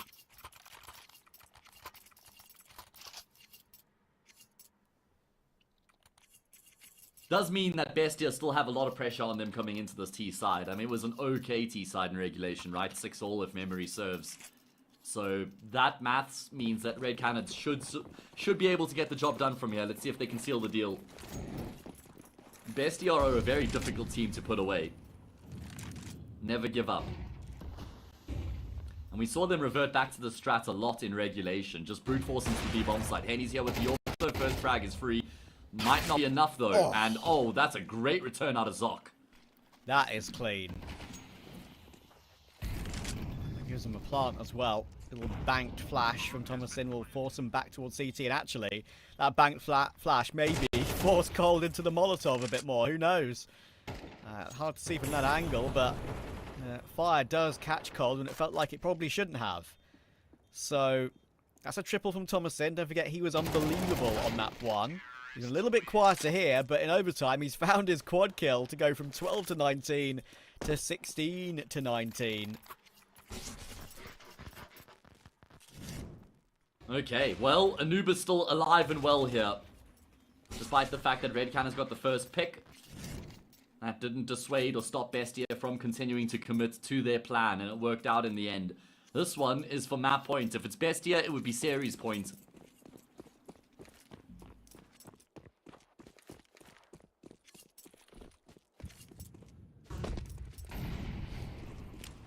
So much on the line right now between these two teams, fighting tooth and nail. What a contrast between the two maps that we've had played in the series as well. 13-5 couldn't have been more one-sided for Bestia. Yeah. On Anubis, though, it's the complete opposite, as close as it gets.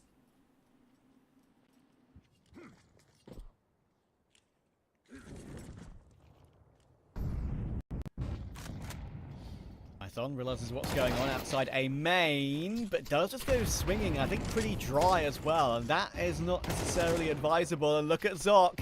It's the Nython play we saw in regulation, making his way through mid, flanking from camera. It's a beautiful headshot on Davideus. Now Thomasin has control. Bomb plant can go down, even though Zoc will get dropped. Red Canids are in a situation with Henny on the AWP right now in overtime where they actually might need to save it. Because they've only got one kit on Venom Zera. He's got $200 in the bank, has Henny. It's very awkward. They obviously had no success on this CT half. I feel like it's the obvious call. It feels like it's an option where you kind of just post on the angle. You wait to see if someone comes searching from Bestia. If you get a kill, that can ignite the retake. If not, you do commit to the save, and it's going to be the latter. Bestia get themselves up to map and series point here once again, Trav. Looking reinvigorated on this T side. Winning both the rounds we've had here in the second half. Oh, Red Canids, they're going to have to do it again, as was the case in regulation. They're going to need to force OT here. A second set of overtime is required. Game on. Crazy, isn't it? Crazy.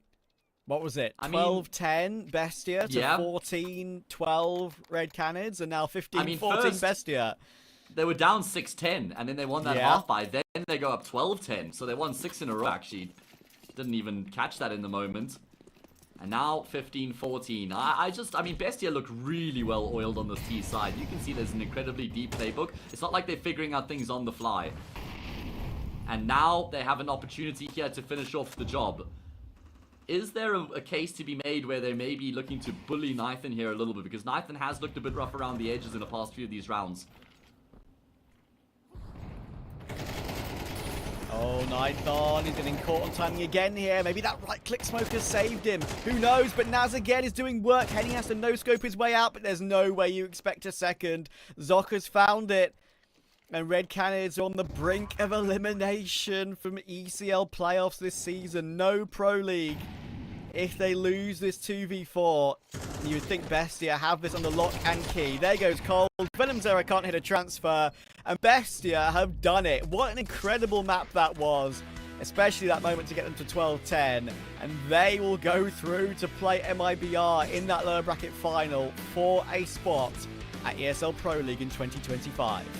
And it's completely deserved as well. My god, I mean, Bestia won the series. It's not like Red Canids lost it, if that makes sense. Bestia fully deserved the victory here today. They fought tooth and nail, particularly on Anubis, where it was looking quite rough for them at a few points on the map. You know, down 10-6, won the half by. They get forced into overtime, and I'm thinking, okay, surely this is too much pressure for Bestia to sustain, but clearly not, man. They still kept the belief up coming into overtime. They were down 0-2 in the first half of OT as well, Trav. They were down 14-12. I was starting to put up some stats for Mirage at that point, thinking we were almost certainly going to a third, but Bestia still hold their nerve. They keep it together. They win all 3 rounds on their T side of overtime, and they get the job done. Just massively impressive. And you made the point in the first map that that was the best performance that you feel like you've ever seen from Bestia in the server. And I'd even just extend that point throughout the whole series. Even though Anubis wasn't like a dominant win, it was still an incredibly impressive win. Yeah, you know what? I'm gonna be happy to double down on that. I mean, CT side on Nuke was one of the best CT sides I've ever seen from them on that map. Yeah. I think the mental resilience on map 2 was also incredibly impressive. Red Canids felt like they had that under lock and key. I mentioned it a couple of times. It felt like they had them at arm's length the whole map, especially when they went 10-6, like you said. They won that important anti-force to go 8-6. And then, of course, Henny won that really important 1v1 with the low bullet Galil to the Glock against the Eco. That sort of settled them down again. Of course, amount of damage they took in that round then hurt them in the future because they had to eco and then force around weird weaponry and stuff like that. So in the end, that round did actually have a long-lasting effect because it helped Bestia get back into the game overall. Yeah, you're right. It absolutely did. The butterfly effect comes back to haunt Red Canids. Bestia just impressed me so much there. The individuals, the team, Noxa with his AWP. I feel like he was so instrumental towards the end of Anubis, getting really important kills for the team. And he called a brilliant T side there in the second half of overtime as well. Luchov was monumental throughout the entire map as well. And Bestia are 1 series away from qualifying for Pro League, which would just be a huge result for this team, right? And remember, there's no other avenues of entry into the next season of Pro League. It's just these spots from Challenger League and then one from Challenger Katowice, right? So this was the opportunity for Red Canids, and they've squandered it. Yeah, you're absolutely right at that. I mean, it's a really important thing to mention, of course, because there's so little qualifier spots next year with all the events, right? I think Striker put up a really good tweet from about that, Striker from HLTV, about how little opportunities there might be. You know, like, how's your open circuit now sort of feeling, right? And yeah, we'll have to see. We'll have to see. Red Canids have got a lot of work to do because that is a game which we didn't expect to see from them, especially their T-side on map 1. We saw with Davideus, of course, his stats there were okay, but it didn't get them over the line in the end. We have an interview, I believe, with Bestia. Who have we got on the mic? It is Noxy. Hello, my friend. Can you hear us first? Yes, hello. Can you hear me? Massive congratulations on the win, dude. That was a wild Anubis, but talk me through how clean that first map was for you guys. I mean, the last time we played Nuke against them, we got wrecked, and we did our review and fix our mistakes, and I think our game plan just worked perfect for us. Let's talk about that second map then, Mr. Nocte, where, you know, Anubis was pretty rough for you guys at one point, down 10-6, then you win the half by, you win 6 rounds in a row, 12-10, forced into overtime, you lose the first 2 rounds of OT, and then you win the map 16-14. So what was the mood in the team like, and were you guys ever seriously worried about actually losing the map? How were you guys feeling throughout that last portion of Anubis? Yes, of course, it was intense for sure, and we were worried because we felt like we could end the match a little bit earlier, even before overtime, and we kind of fucked up in the last round, so we were worried, of course, but at the same time we were confident about our game plan and our status in the game. We felt we are going to go win this game, no matter how. But yeah, of course, it was intense. Because there was a little bit of a pause there between the end of Anubis and then into overtime. What were you saying to your team at that point? Just to chill out, chill out. Let's go back to our normal a game, because when the match gets intense, more intense and more intense, communication gets weird, and it was happening to us that our communication was lacking a bit. So we needed to get back to our A game and our A communication, and I think we did. Of course, you've got a matchup against MIBR next for that really important spot at Pro League, of course, for you guys. You've got some really big competition coming up soon. You've got Thunderpick, of course. That's going to be a really big for you guys to, ply your trade against European competition. What would you say is the sort of ultimate goal from these upcoming events? Obviously, the RMR will be obvious. You want to make the major. That's huge for you guys. But for Thunderpick, where's your sort of goal against international competition? We want to be competitive and get to the LAN event, to the LAN stage of the Thunderpeak. So that's our main goal for that tournament. But overall, I think our main goal is growing as a team, growing month by month. As you said, we have so many tournaments upcoming for us. I mean, tomorrow it will be a very important match for us as well. So our main goal, I will say that, is keep growing as a team, and obviously making it to the major, and getting to play and LAN on Europe will be really nice. Yeah, I mean, you talk about continuing to grow and improve as a team. I've been casting you guys for a while now, and I've seen that growth and development, even when Mayan was in the mix. You. Just seeing the trajectory you guys have been on has actually been so impressive. You've got a big fan in me now, man. And I'd actually just like to ask you a question as an individual. Because, like I said, casting a lot of your games, I feel like I've seen you on the AWP a lot. And I feel like you used to be a bit more of like a systems supportive AWPer. And I've noticed over the past maybe like 6 months, maybe a bit more, you seem to be taking more initiative, looking for opening picks at the start of the round, backing yourself as an AWPer on an individual level more. Would you say that's like an evolution in your game, or maybe am I off the mark with that one? First of all, thank you. And of course, it's an evolution of my game. I think I've been grinding a lot to make myself a better sniper for the team. I think in the past few months, I was able to help my team a lot more than before. So yes, we have built in conversation, talking a lot about the importance of the AWP. I mean, EGLing and AWPing is not easy, but every top team needs a top sniper. So I need to do both, and we are trying to. My guys are trying to enable me, so I can be a star when it's needed. Yeah, and you've been doing an incredible job at it, man. Honestly, really impressed. Thank and you. wishing you guys all the best for the RMR and Thunderpick, and go and do what you got. You're capable of, mate. We're all rooting for you. Love the underdogs.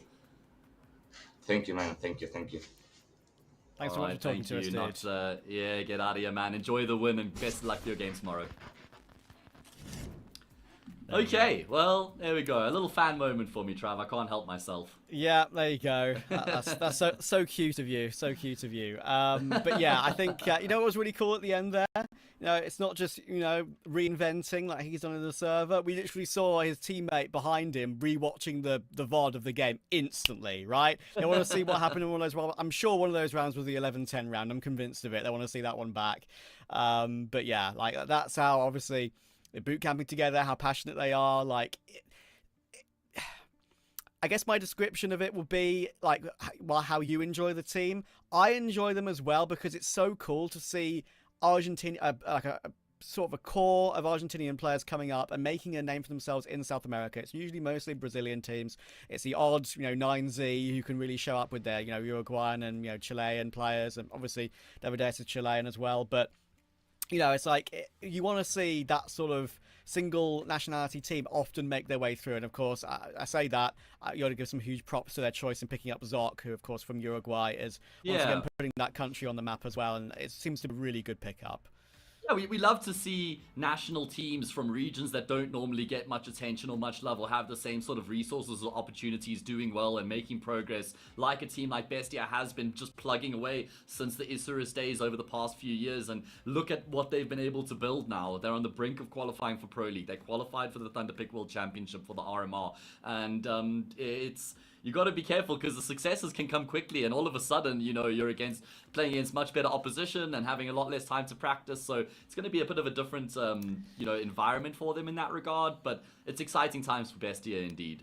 Absolutely, and we'll of course be catching up with them once again tomorrow. Yes, And who sir. knows? Maybe we'll be interviewing them again tomorrow, right? Because they'll be playing against MIBR for that spot in Pro League, for that spot in the best of 5 final against Pain. Of course, we'll be with you for both those 2 matchups over the next 2 days.